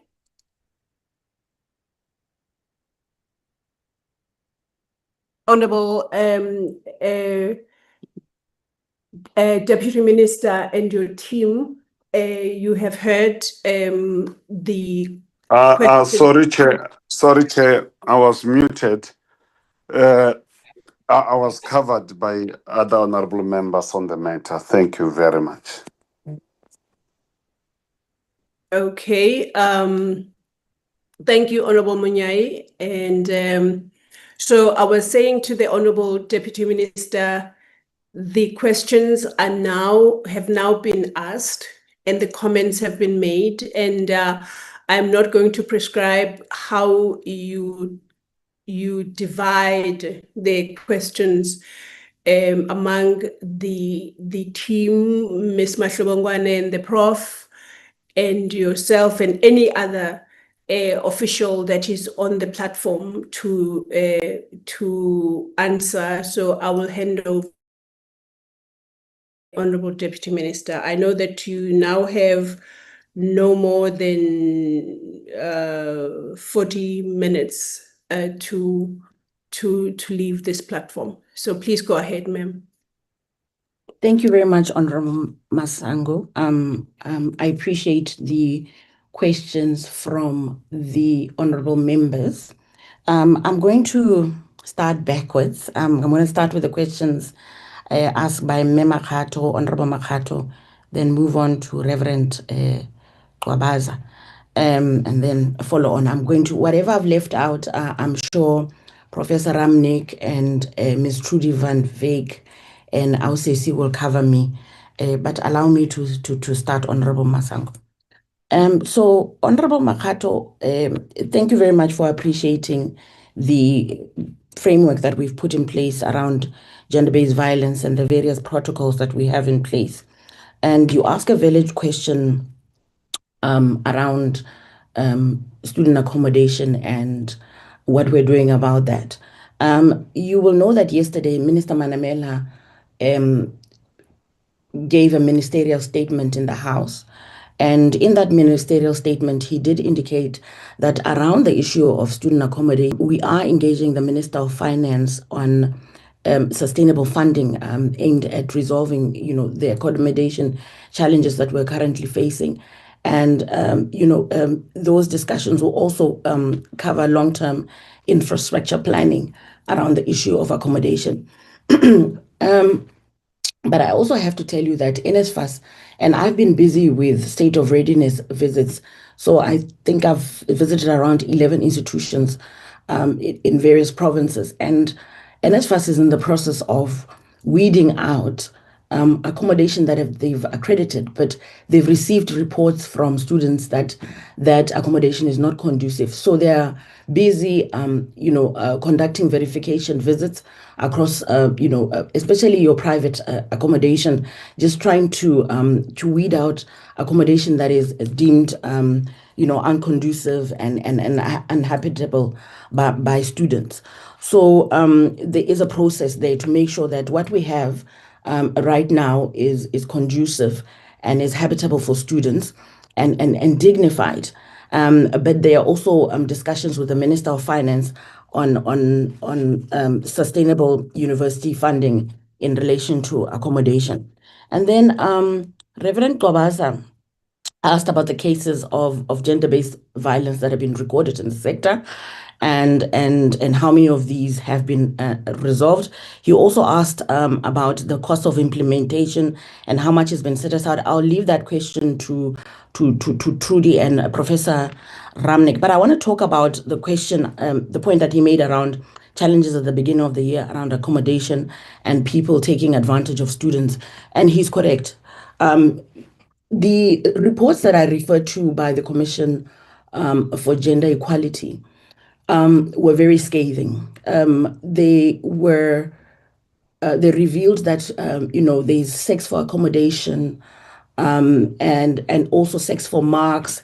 And you found that even members of the student leadership would take advantage of young girls, who had not been funded or their allowances had not come through, or who needed accommodation, etc. And so that's why we then undertook the outreach, because of those scathing findings against what was happening in some of our institutions of learning. Even with the state of readiness visits, we have intervened where there are issues around students not being accommodated. And you're right that especially your young ladies can be vulnerable to gender-based violence if they're not accommodated. So we have tried to intervene where there have been issues in some of these institutions of learning. But what I've also found is that being on the ground, you find that institutions do provide emergency accommodation, especially for those students that, for example, I'll give you an example. There was a young girl who was waiting, a decision from NSFAS on whether she had been funded or not. And she had come to the institution, she had been admitted. And so some institutions do provide emergency accommodation at this point, especially at the beginning of the academic year. And then the role of the Department of Health. So when we had those that outreach with CGE, it wasn't only SAPS, it wasn't only the NPA. We had social development there we had the Department of Health. And Professor Ramnik will also speak about the role of the Department of Health. But I used that outreach not only to raise awareness, but to also conduct oversight, especially on the work that's being done by Higher Health. And I visited some of the safe rooms. I visited, some of the mobile clinics. Higher Health has a lot of mobile clinics. And I have to say, Higher Health has made an effort to try and have a visible presence at our 76 entities. We're a huge, huge sector, honorable members, with over 100 entities. So we have 50 TVET colleges and 26 universities. And Higher Health has really tried to spread itself. And they also have what you call peer educators that are able to even assist with issues in relation to, student wellness, even gender-based violence, and of course, the issue of abuse. And I'll get into that, whether it's substance abuse or alcohol abuse. And I'll get into that when I answer other questions from the other honorable members. Honorable Ramaila talked about, getting an idea of what is the situation in the province and the presence of Higher Health in our institutions. I think I've already alluded to that. And I'd really welcome an oversight, a joint oversight, Honorable Masango, between ourselves and members of the Portfolio Committee, where we take you into some of these institutions. And just going back to the CGE outreach, I allowed CGE to actually say which institutions we needed to go to on the basis of the research that we had done. So our outreach was not just arbitrary. It was very targeted in nature. We went to those institutions where we knew that, they were recorded, instances of gender-based violence. And then Honorable Ramaila also spoke about mental health, transforming mentalities. A program is an incredible program, and it's led by Honorable Manamela, and it's targeted at male students. And of course, it also addresses issues of mental health and the like. And I think you are also appreciating the program. I unfortunately, it is the only program that we have, Ramaila, and I would like to see us, having another program, 2 or 3 programs, or even more, that are targeted at our male students, and not so much at survivors of gender-based violence. I want to touch on the questions by Honorable Munyai. He is so correct. We tend to work in silos, even in our sector. We tend to work in silos. But fortunately, I think with the outreaches, the joint outreaches that we have with the CGE, that takes away that silo manner of working. And I must say that when we go on those outreaches, SAPS is always able to give a perspective. Department of Health is also able to give a perspective and even share statistics that are specific to various institutions. And I think you're very right. We need to work with municipalities as well. When we have such outreaches, or at least have some sort of working arrangement with municipalities. And I think I said after the presentation from the department that we are looking at having MOUs that are specifically targeted at gender-based violence, so that we can ensure that our response is coordinated. And because we are not a law enforcement body, if you look at it strictly speaking. And that's why we felt we had to have that MOU with SAPS, with the NPA and the Hawks, that will ensure that they then can bring the enforcement aspect of the work that we're doing around gender-based violence. I do agree, Honorable Munyai, we need to catch them while we're young. If you look at research around gender-based violence, you'll see that the Nordic countries have really come out on top when it comes to gender-based violence. You know why, honorable members, is because they start at a basic education level. So a young man and a young boy and a young girl are already socialized in such a way that they don't see themselves as being different.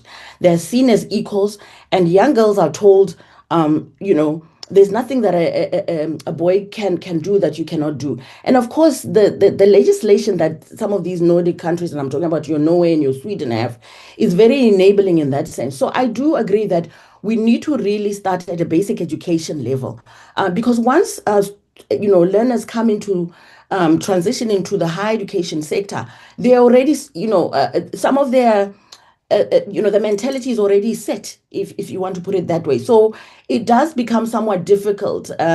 But I do believe that with some of the support that we provide, we're able to intervene in certain instances. Indeed, we need to regulate alcohol on our campuses, Honorable Munyai. And I think maybe we also need to have a conversation around how best do we do that as a department. And then you talked about the sharing of resources and capacity and social workers. Indeed, if we work in a coordinated fashion where we move together and work together, I think we can be able to ensure that we are sharing resources in that sense. Honorable Bishop Mtweni, you raised a very important point around drug abuse and alcohol abuse enabling gender-based violence. Professor Ramnick, and I want you to touch on this, Professor Ramnick. Recently, there was reports that students were using the NSFAS funding to gamble. So, it's not only students using NSFAS funding to buy alcohol and drugs, but, the report suggested that they were now using it to gamble. And the first thing I did was to pick up the phone and call Professor Ramnick and say, in the peer education, in the material that you're rolling out in terms of the civic awareness program that Higher Health has, please include gambling. And Professor Ramnick ran with that and started now even putting out material on social media and ensuring that we are now not only teaching, we're not only raising awareness around the dangers of drug abuse and alcohol abuse, but also around, using NSFAS funds for gambling. And this was when we went on the outreach at one of the institutions. The SAPs were with us, and they were at pains to tell students that when you get your NSFAS allowance, the lines at TOPS are so long that we have to be visible around, around these bottle stores just to make sure that there isn't issues. And we then had to also take it upon ourselves to say to students, NSFAS funds are taxpayers' funds, strictly speaking. And you cannot use that money to buy alcohol. They're intended for your education, for your upkeep, and for your education. And it's really wrong for you to use. So we get into those conversations, and young people are able to even engage with us on those issues. So now I'm going to Honorable Peters. She talked about whether there's a centralized system on reporting, and then she also wanted to find out about implementation. And Honorable Peters, you're totally correct. The CGE report indicates that some institutions are very good at consequence management when it comes to issues around GBV. They enforce, protocols and policies, etc., while some may be, a bit lax. So what we did as well, Honorable Peters, was we had an engagement with University South Africa. That's where all the vice chancellors sit, where we said to them, here's a CGE report. Please can you ensure that the report is shared with institutions so that they can see how they're faring and make sure that they tighten where the weaknesses have been identified. Honorable Sharif, I'll leave the budget question to Professor Ramnick and Ms. Van Wyk. And then you then mentioned that this, you were worried that maybe we have a lot of talk shops. But I want to just emphasize that when I gave my opening remarks, I mentioned that 20,000 students on our campuses received GBV support, and 400,000 students were part of prevention programs. And then we had 112,000 students access psychosocial support that is provided by High Health, and High Health has a toll-free number. And as I mentioned, they've got peer educators to also assist with issues of mental health. And the amazing thing, Honorable Sharif, is that some of these peer educators have abused alcohol, have abused drugs, and now are rehabilitated, or were chronic gamblers, etc. And so these peer educators are not just somebody who doesn't speak from an informed position or doesn't provide support from an informed position. And then thank you for lauding us for at least having a protocol that spoke to student and staff relationships. And I think that's very important. And I just want to emphasize that even our capacity building is not only targeted at students, but it's also targeted at, campus security. It's targeted at the lecturers. But I have always made the argument that it should also be targeted at senior management. We shouldn't leave them out. And then, Honorable Marais, you mentioned, you asked about private residences, and you asked about comfort and safe rooms.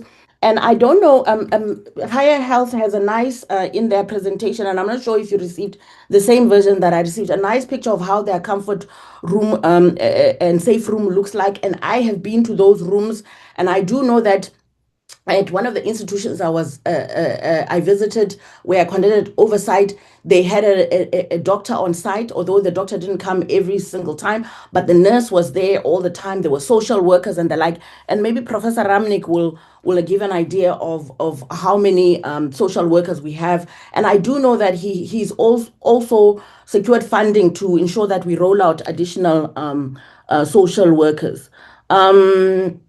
Yeah, I think I don't want to take away from the other, the gaps that I have left, that my colleagues will cover, or where they need to augment what I've said, Honorable Masango. So I would like to submit at this point. Thank you very much. Honorable Deputy Minister, I take it I now need to give the opportunity to the rest of your team, Professor Ramnik and Ms. Yes, I think we'll start with Ms. Van Wyk, Trudy Van Wyk, through you, Chairperson, and then we move to Professor Ramnik, and then Ausesi can come in if she so wishes. Thank you. Right, it's over to you, Ms. Van Wyk, then. Thanks. Thank you, Honorable Chairperson, and I'm trying to start my video so that you can see that I'm in fact real. I'm very quiet in this conversation, but I think I firstly want to thank the honorable members and yourself for not only giving us a lot of questions and thoughtful questions, but I think the sincerity of your questions really touched me. For example, when Honorable Ramahela has presented and give his sincerity how he feels about the presentation, and I really want to thank you for that. But my input is around 7 issues, and one of them the Deputy Minister has really done in detail. I will just mention that. But I think the first thing I want to raise is that the issue that Honorable Sharif raised, and most of the members raised, is that our higher education institutions is not only a microcosm, but it's within a community. And that is, I think, making the issue of gender-based violence not a program, as Honorable Gwabasa said, but it is a whole. It's much bigger than a program. It's a part of life, because the community that universities and colleges are in is the feeding ground of gender-based violence.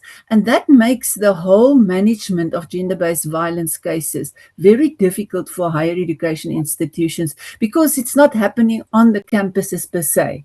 And I think that complexity we must really remember, even in our rollout and our request and comments around that. And then the second point around this cosmos that's for me very important is the issue of collaboration, and it was raised on so many platforms. The collaboration between SAPS, between the MPA, and the integrated strategy that we followed. And the question that Honorable Moyani has asked is what's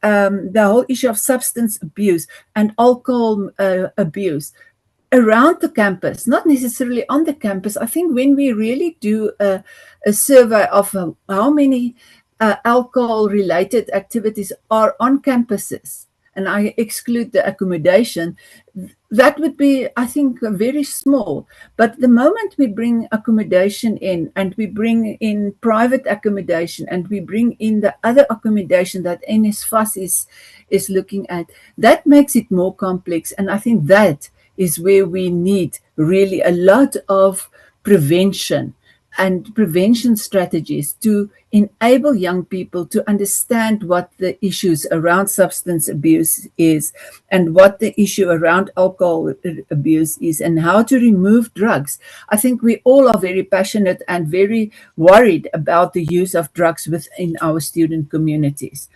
And then the next issue I want to raise, and I'm going to ask Ramnik to definitely speak about the issues of implementation on campuses and within student communities. And then the issue that I think was mainly raised by Honorable Marais and Sharif was the issue that we have got beautiful policies, and thanks also to Honorable Magadu, where you say that the policies are really thought through and that the policies are integrated, and that's why we presented it in such a way that you cannot take away disabilities or take away social inclusion issues of race, of gender, and all those social inclusion issues, and say gender-based violence is not related to that. I think it's such a complex policy environment that we have since 2016 really tried to lay out the policy environment up to 2020. And at the moment, as Sissy has presented, there are some gaps that we are going to fill in the policy environment. But I think the proof now is in the implementation. And what I'm very sad is that we really tried in our presentation to look at the implementation, and we have to strengthen our presentation of the implementation much better, because I think when Ramnik is presenting, the higher health is the implementation arm of our quest against gender-based violence in the country. So I think the implementation is so important, and Ramnik and the higher health whole team, I think they are so big, working at campuses on the ground, and they are really supporting the implementation. And the workshops we are doing that was raised by especially Honorable Sharif, that is important, and we agree that all those workshops are important, but the power dynamics and the whole issue about how do students perceive this whole issue that's raised in the gender-based violence policy. The three issue of the enabling environment, we spoke about the policy. The second one is how do you equip learners and students to really handle the pressures and handle the issue of gender-based violence? How do you prevent that? And then the third one is how do you support the survivors of gender-based violence and the victims? I think that is the big issue. And I think, Honorable Marais, we really want also the cases that's been reported to you, that we really use higher health's reporting mechanism, and Ramnik will speak about that, to report that immediately so that we can put our activations in place. The third issue that I want to raise is about, I'm just running through my notes here. The third issue that I want to raise is about the central system of data. I think there we have got still a lot of work to do, and we will definitely look at that, Honorable Peters, and it remains a challenge. And I think you raise very important issues that we can ask Ramnik also to report back on, is the average time to handle cases and how do we measure success. But I think the question that Honorable Munyani has raised is, what is the impact of our efforts? That is a huge question, and I think we must be honest to ourselves. We spend a lot of money, and Ramnik can give you also the amount of money that he spends on the implementation of gender-based violence. But what is the impact of our efforts? Are they really dropping in the number of cases that we see or not? And if not, why not? So I think that is the issue around the centralized system of data. The fourth issue I want to raise is the whole issue of communication and advocacy, and to equip students with the prevention measures so that they know how to handle newcomers on campuses. And we have got programs that Ramnik will speak about on how do we handle first year students and how do we also assist them in handling all these issues. It's not easy because we can do as much handling and giving them such many tools, but at the end, if they confronted in that situation, it's happening, and we have to address even when it's happening, how to handle it in that regard. So that is our fourth issue, is around communication and advocacy. And then the fifth issue that I want to raise is around the budget. And we will, as was requested by Honorable Munyani, that we will give you a breakdown of the budget of what's the department spending and what is higher health spending. But we must also remember that universities have got an integrated system of budgeting, and they are providing budget for certain social inclusion issues. And that is also, again, integrated. So it will be very difficult to pinpoint it to the rand and cent, but we will give you the best that we can. I'm not going to raise anything around the accommodation because that was raised by our Honorable Deputy Minister. And then the last issue I want to and it was not interesting, not questioned, but it was in the agenda, is the role of SETAs, the SETAs. That's already assisting women and link them to economic opportunities. We are working closely with our SETAs, and there are empowerment programs already in SETAs. It's not enough, I acknowledge that, but we have to expand on that in providing gender responsive skills development that leads to demand-driven, high-quality jobs. The second one is that they need to facilitate workplace entry and progression, and they are doing it through placements, employer partnerships, and work readiness training. The third one is that they are empowering women entrepreneurs with skills, networks, and access to economic ecosystems. And I think the work that they are doing also with the Department of Small Business is very important. And then also they're using funding mechanisms strategically to incentivize employers and bridge gender gaps, and collecting and using data to guide action and ensure accountability. And then fifthly, tackling structural barriers that disproportionately affect women's labor market participation. And then they also are very important, aligning it with broader policy frameworks for systemic impacts. And there we are talking of all the economic policies, the NDP and the National Skills Strategy and those. So in short, that is my presentation. And then I want to hand over firstly to Sesi Mashlebogane to just talk about the issues of and I think that was raised by Honorable Masango, the technical task team on gender-based violence, as well as our forums that were requested by Honorable Ramaila, so that we can she can talk on that, and then I will ask and the implementation of the policy and the monitoring of that, and then Ramnik, Professor Aluwale, to just give us a breakdown of the real implementation on the ground. Honorable members, thank you for listening to me. Can I give over to Sesi? Thank you so much, Trudy. Thank you, members of the Portfolio Committee.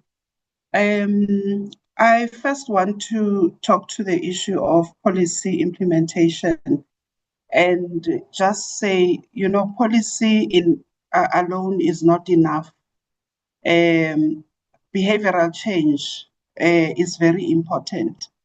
And that's what we are trying our best to push in terms of behavioral change and making sure that there's implementation of the policies within the PSET system as a whole. That's why we mention all these workshops, because we believe that they are very important in imparting knowledge, educating our officials and our students, and ensuring that everyone takes an informed decision. But we should also not forget the human factor, the fact that a person has got the right to exercise, their decision making and decide on whatever they want to do at a particular time also plays a role. And at the end of the day, you may find that not everyone is as passionate about these issues as some of us are.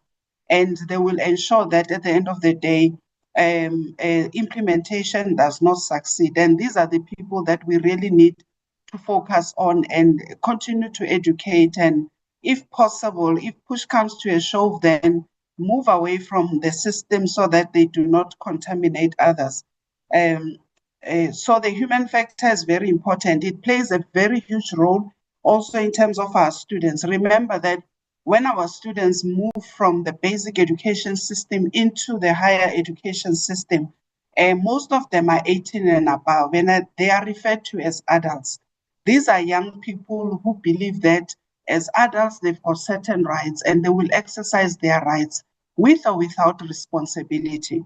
Secondly, some of them, in fact, the majority of our young people who come into the system for the first time are navigating independence for the first time. This is the first time that they carry huge sums of money. This is the first time that they got time in their hands. They can decide what they do with their time. They can exercise decision making. They come from families where decisions were made for them, and now they have to decide for themselves. That plays a very huge role. And if families have not prepared them for the world that they are walking into, we find ourselves in this system having to navigate all these issues that could have been dealt with back at home. Now we have to deal with them here in the PISA system, and we try our best. I mean, as we have alluded in our presentations, we provide a lot of psychosocial support to students. And we even deal with issues that they came with, not only with what they experience within the system. So the role of parents is very important. The role of families, role of churches and communities is very important. And it should not just be abdicated to institutions, but, we believe that, social development and other departments that work closely with communities will assist us in this regard to preach the gospel out there that, we cannot just abdicate our responsibilities to higher education institutions as much as we try our best to deal with them. In terms of the issue of drugs, we are part of the Central Drug Authority that is led by the Department of Social Development, and we are implementing the National Drug Master Plan together with other departments. And we are thankful for the support that social development is giving to us in terms of them visiting our institutions, preaching, the gospel of anti-substance abuse, and making sure that our institutions are well informed. But we also make sure that our institutions get hold of the National Drug Master Plan and they implement what is required. Unfortunately, again, the human factor comes in. Our students, we do not open gates for them to use drugs within our institutions, but they will find ways of bringing drugs into the institutions. And at the end of the day, as much as the institutions can be doing their best, some will fall through the cracks and may not be assisted. Again, the issue of the human factor comes in when we have all kinds of intervention programs, but some students are just not interested. Remember, there are those who are there who tell themselves that they are just there to learn, to study, and to pass and go. So they don't care whether they are being called on the other side or wherever. And some will even tell you they don't even know that higher health exists in their institutions, or they don't know that there are programs on drugs and whatever. It is because they do not participate or they do not take these issues seriously. And unfortunately, they cannot be forced to do that. as adults within the institutions, but we are doing our best to deal with the issue. One honorable member talked about the impact, and we indicated that in our slides, and I believe that Prof. Ramnik will also speak to that in terms of the impact that the psychosocial programs are making in our institutions. But one of the impacts that I spoke about in the presentation is that of how, after we have done our workshops with the institutions, we are followed by cases of sexual harassment, for example. That's why I called on the beefing up of labor relations and wellness units, so that when we deal with these cases, we work together and we are able to assist as many people as possible within a short space of time. The fact that we are followed by these cases, it means people did not know, and now that they know what is happening to them, and therefore they stand up and try to protect themselves. And of course, there are many challenges with regards to that, but we see an impact in terms of the workshops that we hold with the institutions. The DTI assists us a lot in terms of regulations on the use of alcohol and so on. And one of the regulations speaks to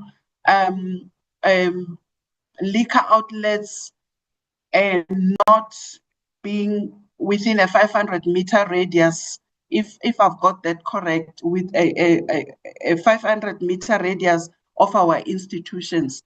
If the colleagues from the DTI or small business are here, they can still speak to that, because they are part of the Central Drug Authority, part of the National Drug Master Plan, and they assist departments a lot with that, and especially with regards to education institutions not being near taverns and any other kind of liquor outlets. Unfortunately, that also depends a lot on law enforcement to make it a success. One of the members talked about the support for students with disabilities. Students with disabilities receive a lot of support in terms of funding, in terms of our disability rights units and student support services in our colleges, giving them the support that they need to succeed, to access education and to succeed within the PSET system. But again, I also want to say the human factor also comes in.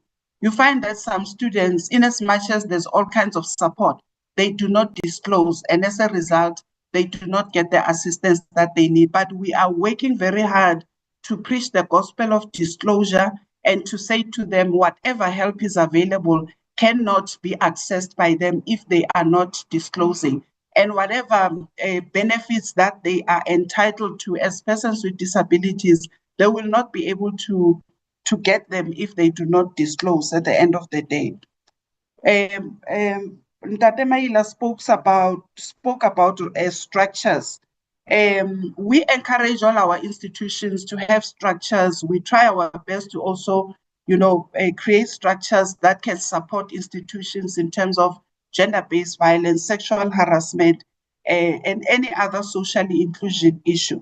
But again, if they do not implement, if they do not put those structures in place, at the end of the day, you will struggle to find them in the institutions. So if it happens that you visit the institutions and they tell you that they do not have the structures, I am the person to talk to. My supervisor, Trudy van Wyk, is also another person to talk to. The DG, they can write to the DG, and so that we get that right with the institutions. Unfortunately, we are fewer. We cannot reach all institutions all at the same time, but we try our best to reach out to institutions as much as we can. Trudy, I'm not sure what else you wanted me to address. I had written down my responses, so I may have miss some of the things that I you think said. you've done extremely well, Sissy. Thank you. Honourable members, can we now ask, thanks Sissy for your contribution, and can we ask that Professor Aluwali now conclude our response? Thank you, Ramnik. Good morning, everyone, and Honourable Chair and Honourable members, Honourable Deputy Minister and colleagues. First of all, my sincerest apologies for this morning in case I caused inconvenience through some of the misunderstandings. But please, colleagues, I'm here to respond. Thank you, Trudy, and our Honourable Deputy Minister has already given a very comprehensive response, so made my life very easy. But Honourable Murray, starting with your important points that you made, number one is, why is 150 social workers to 120? You're absolutely right, and glad you saw the presentation in that detail. We're doing a phased approach.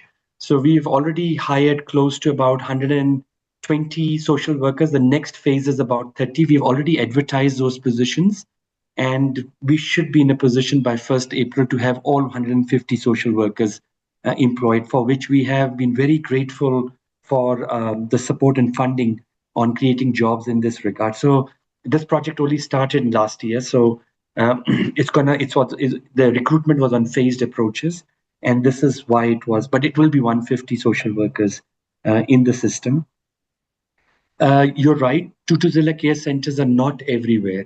So in practical implementation, we have also now mapped out within 10 to 20 kilometers radius of our campus, a Department of Health site, which SAPS works closely with. And you will know that in DOH, there are tertiary health systems and secondary health systems, which are accredited to have J88 and systems through medical legal support, which work very closely with SAPS towards looking after rape victims, survivors of gender-based violence. And we utilize them quite substantially in that context, where, of course, Tutuzela care centers are further from our vicinity. But one thing is for sure is, in our practical mind, as far as possible, we need to bring the criminal justice system much earlier on the table. While we are putting full emphasis on medical, legal, and psychosocial support quickly, is while stabilizing a human that has suffered a brutal suffering at that moment, is that the criminal justice system, as soon as possible, starts precedence because of securing the evidence. We, as higher education, have realized that somewhere down the line, being a microcosm, if GBV happens on the campus, and sometimes it's our lecturers, it's our peer-to-peer, the students versus a student, we need to bring justice to the survivor, the brave one who opens it up. So I think that's the reason why this angle of Sexual Harassment Act that is giving us this direction towards moving it. And similarly, why I use the Domestic Violence Act was because that also says that if there is a partner violence or intimate partner violence, and we get to know, it's our duty and obligation as higher education then to act. So we are utilizing the system and the policy governance in that implementation quite clearly. Regarding the numbers, just on 24-25 data, 311 cases of gender-based violence were recorded and reported. 192 of them happened on site, which Higher Health was involved with completely, and psychosocial support, Tutuzela Care Center or the nearest site support. 118 cases were not on campus, but cases reported off campus, and support programs were put together. Overall, just in the same year, we had 586 cases of GBV that had not been on campus or off campus, which means they did not happen at that time, but young women opened up of their past experiences. And very similar to how Honorable Marais and Honorable Sharif were talking about the cases of child abuse that they had to handle, where family members were involved. And these are young women in our system who who come from our society where they are sexually violated both in family and out of family, but they carry that. And when the peer-to-peer work happens and they meet other survivors, they feel empowered to open up, and we want them to open up because that's where we put the psychosocial support. And what our policy is very quickly is to immediately put psychosocial so that we can revert the problem quickly and get the student back into education as quickly as possible. Just to show from an impact data perspective, I have the impact data in front of me a little bit, just to show that from gender-based violence, we have started two programs. One is a co-curriculum program. About 400,000 learners over the last 3 years have participated in the co-curriculum, which is peer-to-peer driven, where survivors open their stories, people open their stories, and each of them are then assessed through an early risk intervention. We've got risk assessment tools, which are both online and in paper.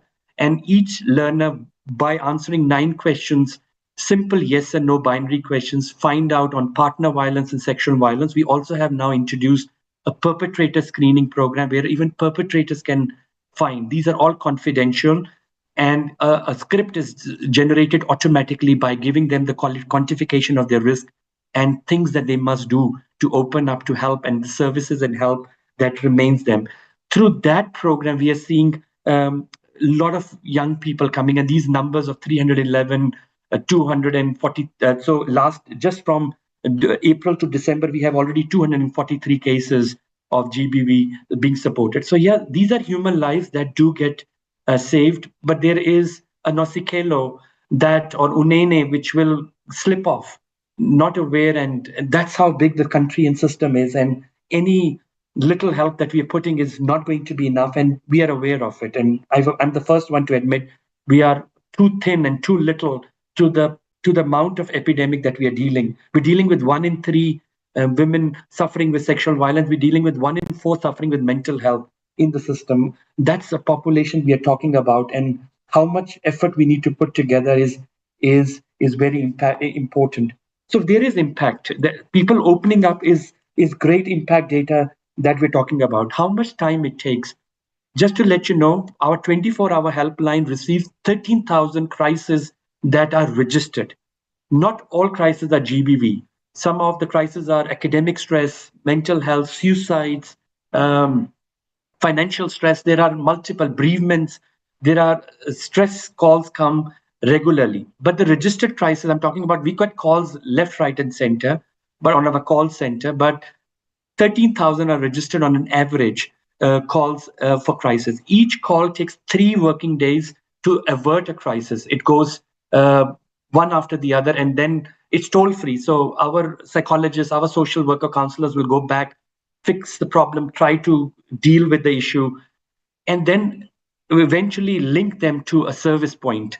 And that is the job, because you can't leave them after 3 days. They need chronic care. And then it takes 9 therapy sessions by a psychologist in general, on an average, between 1 crisis individual versus, and same applies to gender-based violence. And the behavioral therapy takes 9 therapies. So it's a 9-month program that goes routinely, and some requires more, and some requires more through group counseling. It can be covered. We are a very small team. It's not a very big team, to be honest, for the constituency, but we're continuously fundraising. And that brings me to the question of how much financially we are putting. Overall, we putting around 50 to 60 million rands, but Department of Higher Education contributes. We have many other funding propositions that are coming together. So it's a collective effort, and we are continuously fundraising to bring more investment in the sector so that we can create more social work jobs, we can create more psychology jobs, we can create more counselors jobs and care worker jobs that are very much needed in our communities, not only just in higher education, but communities. We really call on DSD to support us. If you have 22,000 social workers and you are deploying them, yes, Tutuzela Care Center is a very important area to deploy, honorable members, but please deploy them in our communities and where congregations are. Higher education is a congregation of a lot of young people from the community coming, dealing with these cases, and we are giving them peer-to-peer to open up. We need a lot of support to help the people who are opening up in that regard. with that system. M&E system needs to be. There are a lot of cases which higher health don't get to know. We are admitting this because many times institutions drop the ball, or there are times where there are multiple reasons where we need to put accountability for reporting properly, because we really want this thing to be far more open, less stigmatized. I think our biggest challenge at this moment is stigma. Deputy Minister is absolutely right. I just met yesterday morning with the gambling board. We're trying to put out now a massive program on gambling. We've seen a new epidemic hitting the post-school education. NSFAS funding coming and straight moving into young people into gambling, trying to make quick money and losing everything out of this. So we're generating more peers now who are people who were addicts of gambling, and can they be reverted back and can start some, because there's nothing stronger than peer-to-peer. We're starting risk assessments very quickly on gambling so that we can identify people who are on addiction so that we can revert them back into education. And more importantly, we have to start much more rigorous work with NSFAS to say, can there be a restriction of a policy of that money not going to gambling sites? I mean, can we put instruments around that, think out of the box, because at the end, we need to stop both drugs, alcohol, and gambling in a similar pattern, because money does lead to peer-to-peer wrong influence too, as much as higher health is trying to build a strong peer-to-peer movement around it. From our civic and soft skills, gambling, thanks to our Honorable Deputy Minister, she's absolutely right. Under her leadership and our minister's leadership, we have put gambling as now a sub-module in the addiction and abuse curriculum. Just to let you know, this project was released last year. 12,000 graduates have already walked out of NQF level 5 on our civic education and soft skills.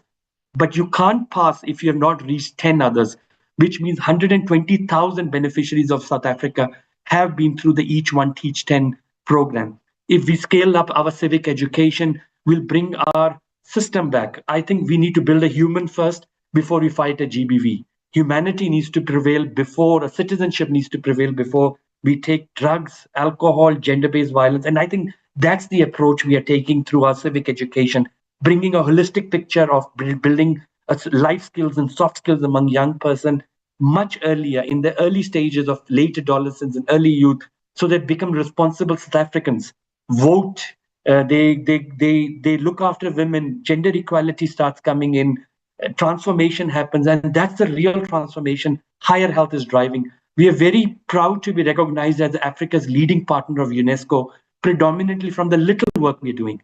We're not reaching, you're absolutely right, honorable members, not everything is as beautiful as it seems to be, but there is an effort. And the effort is where we need to piggy bank and all of us join together. If DSD joins higher education together now on the field with higher health, if higher health can, as DOH is our integral partner, if DSD can become higher health's top partner, I can tell you we will win more, might not win everything. I hope I have tried to answer everything. But if I missed anything, it's my sincerest apologies, and honorable chair and honorable member, my apology for this morning again. Thank you. Thank you so much, Prof. We thank you so much for the responses, and your apology is warmly accepted. As one understands the situation that you are having with technology not working with you this morning. So we thank you so much. I am aware that the Honorable Deputy Minister has had to leave as she had asked earlier on, and she has to attend to other issues. But I want to thank the Department of Higher Education and Training for the presentations and the response to questions. I would like to also, just stress that the Honorable Munyai, on behalf of I believe, the members of the Portfolio Committee had asked that we get these very detailed and succinct answers in writing to the secretary of this Portfolio Committee. And so I believe, because I don't see any other hand from the members, that the department, that is Ms. Hlobongwane and Ms. Van Wyk, the professor, and and those three whom I think did respond, and of course the Deputy Minister in her absence. Thank you so much for the responses and the presentations by some of you. And I want to thank the rest of the Department of Higher Education and Training that are here as support for the work that we have heard today. We will take you up on the offers that you gave us to go out and do a joint oversight with you in some of the facilities that you presented this morning. I would like then to ask that this part of the meeting comes to an end so that we can attend to internal business that is in our agenda, where we will be dealing with internal things like reviewing and adopting minutes and so on and so forth. So with that, I would like to thank everyone and then adjourn the meeting for now, and then stay with the members of the portfolio committee. Your work is appreciated and it is not in vain. Thank you so much. Thank you, ma'am. Thank you so much.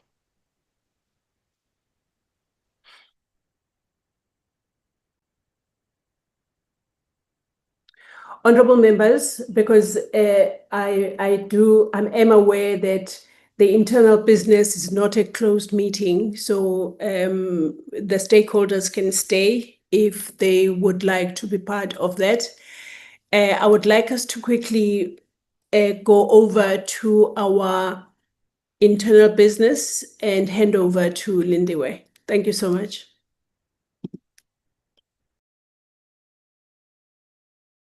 Thank you very much, Chair. We have only 3 sets of minutes that were deferred from last week's meeting. I'll just flight them. Minutes for the 5th of November, 12th, and the 3rd of December. I'll start with the set of minutes of 5 November, Chair. Just hold a minute.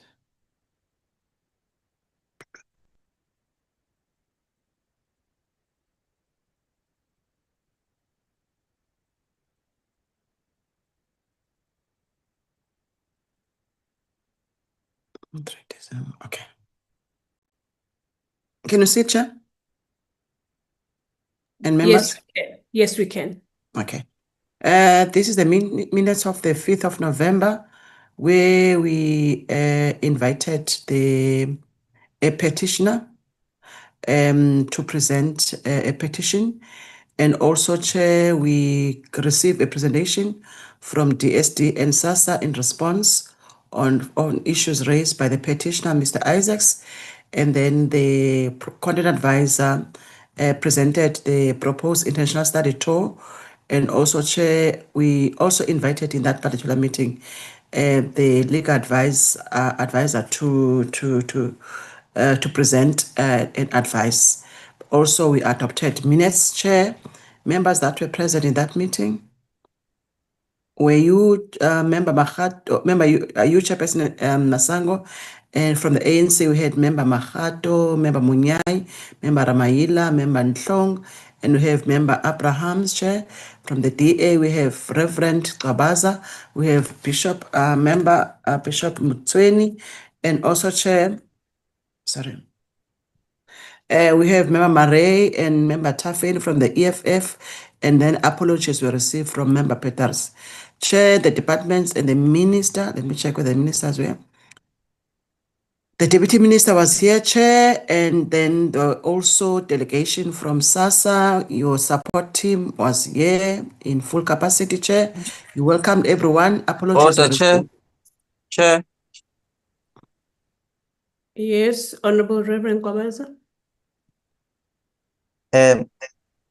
the secretary said that members from the DA, and then she mentioned members of the Umkhonto Wesizwe party. I would like to correct that, members from the Umkhonto Wesizwe party.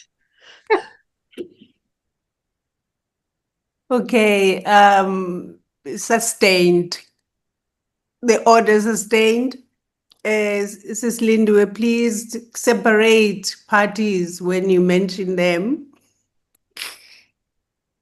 Okay. I've noted. Comment noted, Apologies. Chair. Apologies. And also apologize. I think it was just one of those human errors that one is faced with when reading such controversial documents. I profusely apologize, Reverend. So, Chair, and there was an apology from the minister who was out of the country attending a World Summit for Social Development in Dora. And then we also, Chair, amended the agenda on that day where we were of the view that the senior advocate, legal advisor, Advocate Jenkins, must present the progress regarding the issues pertaining to the department, the New York trip, and other alleged irregularity appointments of officials in the department. Chair, we didn't adopt the minutes on that day. And then, Chair, there was a presentation by the content advisor. I think in that time, there was a proposed that we need to go to Indiana as one of the proposed state to visit in the first proposal, Chair, before the geopolitical issues erupted. Chair, also we proceeded to receive a presentation from the legal advisor, as a senior legal advisor, Chair, on his advice, Chair, where he articulated a number of avenues the committee can explore to keep DSD accountable on these alleged issues. Chair, the Deputy Minister provided an overview on the senior citizens petition from the senior citizens, Chair.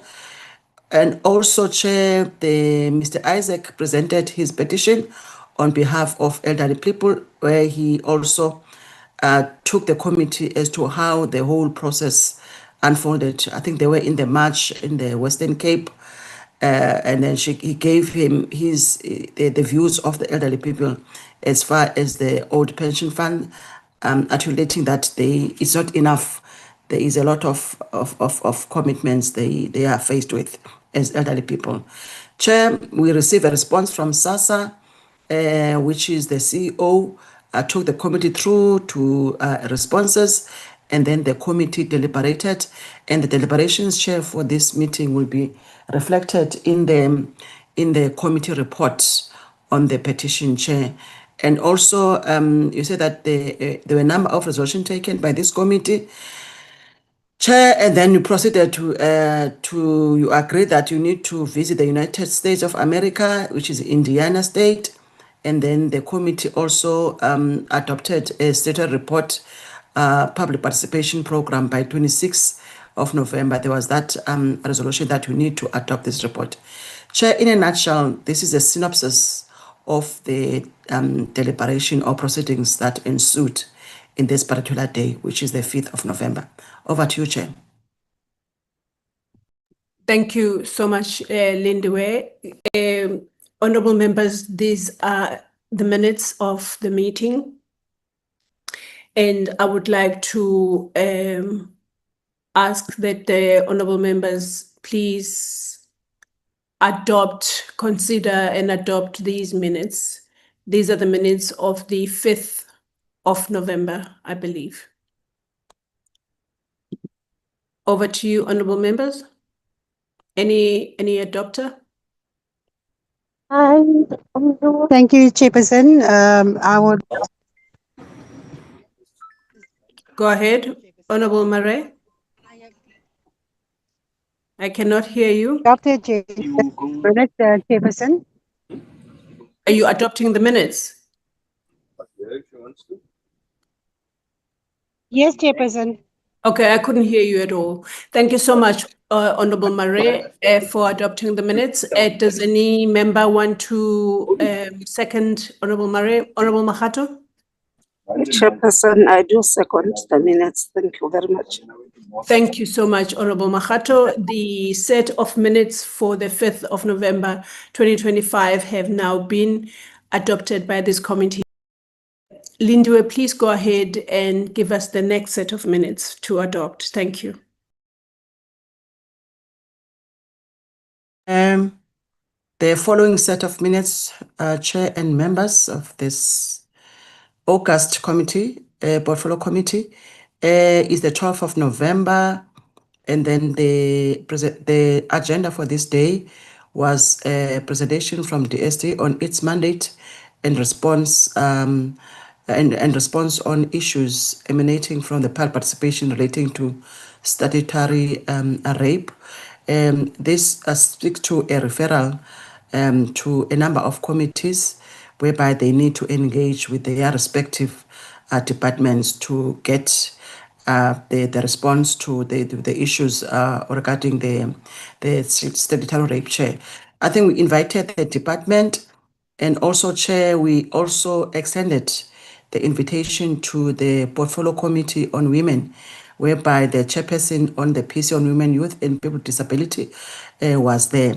Chair, in terms of the attendees, you were there, Chair, Member Masango, as the chairperson of this committee. We have Member Mahato, we have Member Munyai, we have Member Maramaila, we have Member Nhlong, we have Reverend Kabaza, we have Member Member Abrahams before Member Reverend Kabaza, and then we have Reverend Kabaza, we have Mama Mchweni, we have Member Mare, we have Member Tafeni, and then Member Peters was there. From the PC on Women, Chair, Member Fanda Mevre, as the chairperson of that committee, was there. We have Member Makanyile, we have Member Chauka Adonis, Chair. Chair, the minister was there, and also the DG, and then some officials also, Chair. There were SASA representatives, Chair. And then in this meeting, Chair, you welcome us, and then extended a welcome to Member Fanda Mevre, the chairperson of the PC on Women. Apologies, Chair, we received, Chair, from Member Tolasha, who was unable to attend due to cabinet. Sorry, Chair. Sorry, Chair, is an appeal from the department. Chair, we also adopted the agenda, which is Member Mahato move for adoption, seconded by Member Nhlong, and then the agenda was adopted without amendments, Chair. In that meeting, Chair, 2 sets of minutes were adopted, the minutes of 22nd and 29th of October. And then, Chair, sorry, Chair, sorry so much. Let me put on silent. Chair, you received, the Deputy Minister was present, Chair, not the Minister, where he gave an overview on the subject matter of statutory rape, Chair. And also you proceeded to receive a presentation from the department where they refer members to the Children's Act and other legislation that deals with the issues of sexual statutory rape, Chair. And then the deliberations of this meeting were to be captured in the report on the statutory rape. You remember there will be a big report that will also include the other department. But in our particular one, we adopted this report, if my memory serves me right, when we were at the summit in Joburg. We had a small venue where we just adopted our report, Chair. One of the resolution was that the department should submit a written report on training intervention done in collaboration with other departments such as the Department of Health and Basic Education, and also a breakdown of NGO funded, Chair. This is a set of minutes on a committee meeting formally constituted by the National Assembly rules for your consideration, Chair, and adoption. I thank you very much. Thank you, Lindiwe, for that. Honorable members, can we adopt these minutes or not? May I have hands for the adoption of these minutes, please?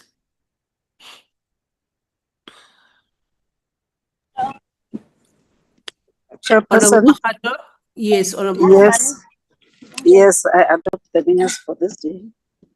Thank you so much, Honorable Mahato. Is the Honorable Mahato being seconded by any other member of this committee? Ramaila seconds, Chair. Thank you so much, Honorable Ramaila, for seconding the adoption of the minutes. So this set of minutes is now a true reflection of the deliberations of the, I believe it was the 12th of November, 2025. Thank you so much.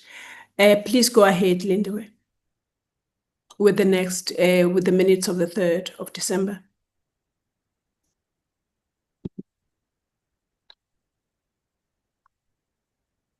Sorry, Chair, I've been speaking while I was muted. Sorry, members. I'm overwhelmed with this trip, I was busy working. Chair, this was a joint portfolio committee with the select committee, Chair, and then the agenda of the meeting was to receive a briefing from TSD on the recommended list of candidates for the Tribunal of Social Assistance Appeals. Chair, we also considered and adopted the report on the recommended list of candidates for the Tribunal of Social Assistance Appeals, Chair. In the same meeting, we adopted 2 reports, Chair. One was of an oversight conducted in KZN, I think sometime in October. The second report was a report on the petition by Mr. Isaacs, and then there were minutes also scheduled for adoption, Chair. From the PC, members that were present in that meeting, we have you, Chair, as Member Masango. We had Umama Mahato, Member Ramayila, Member Munyai. We have Reverend Twabaza, we have Ms. Mchweni, Bishop Mchweni, we have Member Marais, we have Member Peters. Chair, there were also members from the select committee, Member Finnes, Member Feni, Member Duplis, Member Mukwele, Member Spande, Member Briet, Member Kennedy Mhlongo, Adrians, and Machobeni, Chair. And your both support teams from the select committee as well as your portfolio committee, Chair. And then the deputy minister was present, Chair, and other officials from TSD, Chair. And then you've welcomed and also requested a moment of silence, prayer and meditation, Chair. And then you also reminded the meeting, the purpose of the meeting was to receive a briefing from TSD, Chair, on the recommended list of candidates for the Tribunal Social Assistance Appeals. Also, Chair, the agenda, Ms. Du Plessis from the Select Committee proposed the agenda of the meeting, which was seconded by Ms. Briat, the motion. Chair, okay. And then the Advocate Brink from the DSD, who is the Chief Director, took the committee to the presentation. Chair, there were a number of deliberation and issues raised. Firstly, you recommended the department for conducting a fair process commitment, and for the list of recommended candidates highlighted the critical role of the tribunal. Chair, for this process, the department sent the list and then the profile for each candidate for the consideration by the committee. In this instance, unlike the Central Drug Authority Board, in 2020, when the Social Assistance Amendment Bill was amended, the committee proposed an amendment that when the minister is about to appoint this tribunal, he or she needs to consult with the committee. so that we know we are comfortable with the list of candidates. So this is the culmination of that process for the committee to agree and then to satisfy itself with the number, with the list and the candidates who are about to serve in this tribunal process, Chair, appeals. Chair, and then there were issues raised and there were responses from the department. And then we also proceeded that we need to adopt both reports in the same meeting.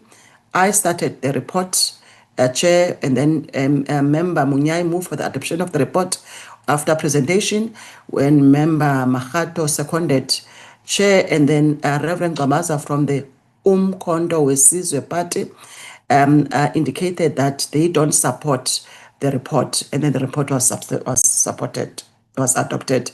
Chair, also so in terms of the select committee process, and then the committee secretary presented the report, Member Mukwele moved for the adoption of the report, and Member Feni seconded the adoption, and then the report was duly adopted. We proceeded to adopt as the portfolio committee. I think after that, the select committee left the meeting, and then we dealt with our internal business. Firstly, the KZN report, where Member Ramayila moved for adoption and seconded by Bishop Mtweni, and then we proceeded with the petitioner. The report on the petition by the Western Cape elderly citizens. In this report, Member Murray moved for adoption without amendments, and then it was seconded by Miss Peters, Member Peters. Chair, there was another proposal, if my memory serves me right, during the summit issues. During the summit in Joburg, there were issues raised regarding the country we were to visit for our international study tour. And then the content advisor was mandated to make a research and content on what will be an alternative country to visit, and to also focus on the substance abuse. And then in this meeting, Chair, Yoli, the content advisor, Chair, presented a concept paper with a number of countries the committee may intend to visit. And then in this meeting, Chair, the committee made a decision came to a decision to visit the United Kingdom to learn the international best practice in addressing substance abuse, and also to empower South Africans CDA to move towards a semi-autonomous model to overcome its limited mandate. So we are implementing that resolution by ensuring that on the 20th of March, we will be departing from South Africa to the UK if all our visas are approved. Thank you very much, Chair. This is the reports of the 3rd of December for the indulgence by this prestigious committee. Thank you very much. Thank you, Lindiwe, for that. This set of minutes needs adoption by this committee, please. If I may, please have someone adopt the minutes. It's the last set, so for today. No one wants to? Chair, I move for adoption. Thank you so much, Honorable Ramaila. One day I will know what is difficult with adopting minutes. One day in this term, hopefully. Any seconder? Chairperson, I will second. I'm sorry, I'm in the bus here, so there's a lot of noise. Okay, no, thank you so much, Honorable Mare. So,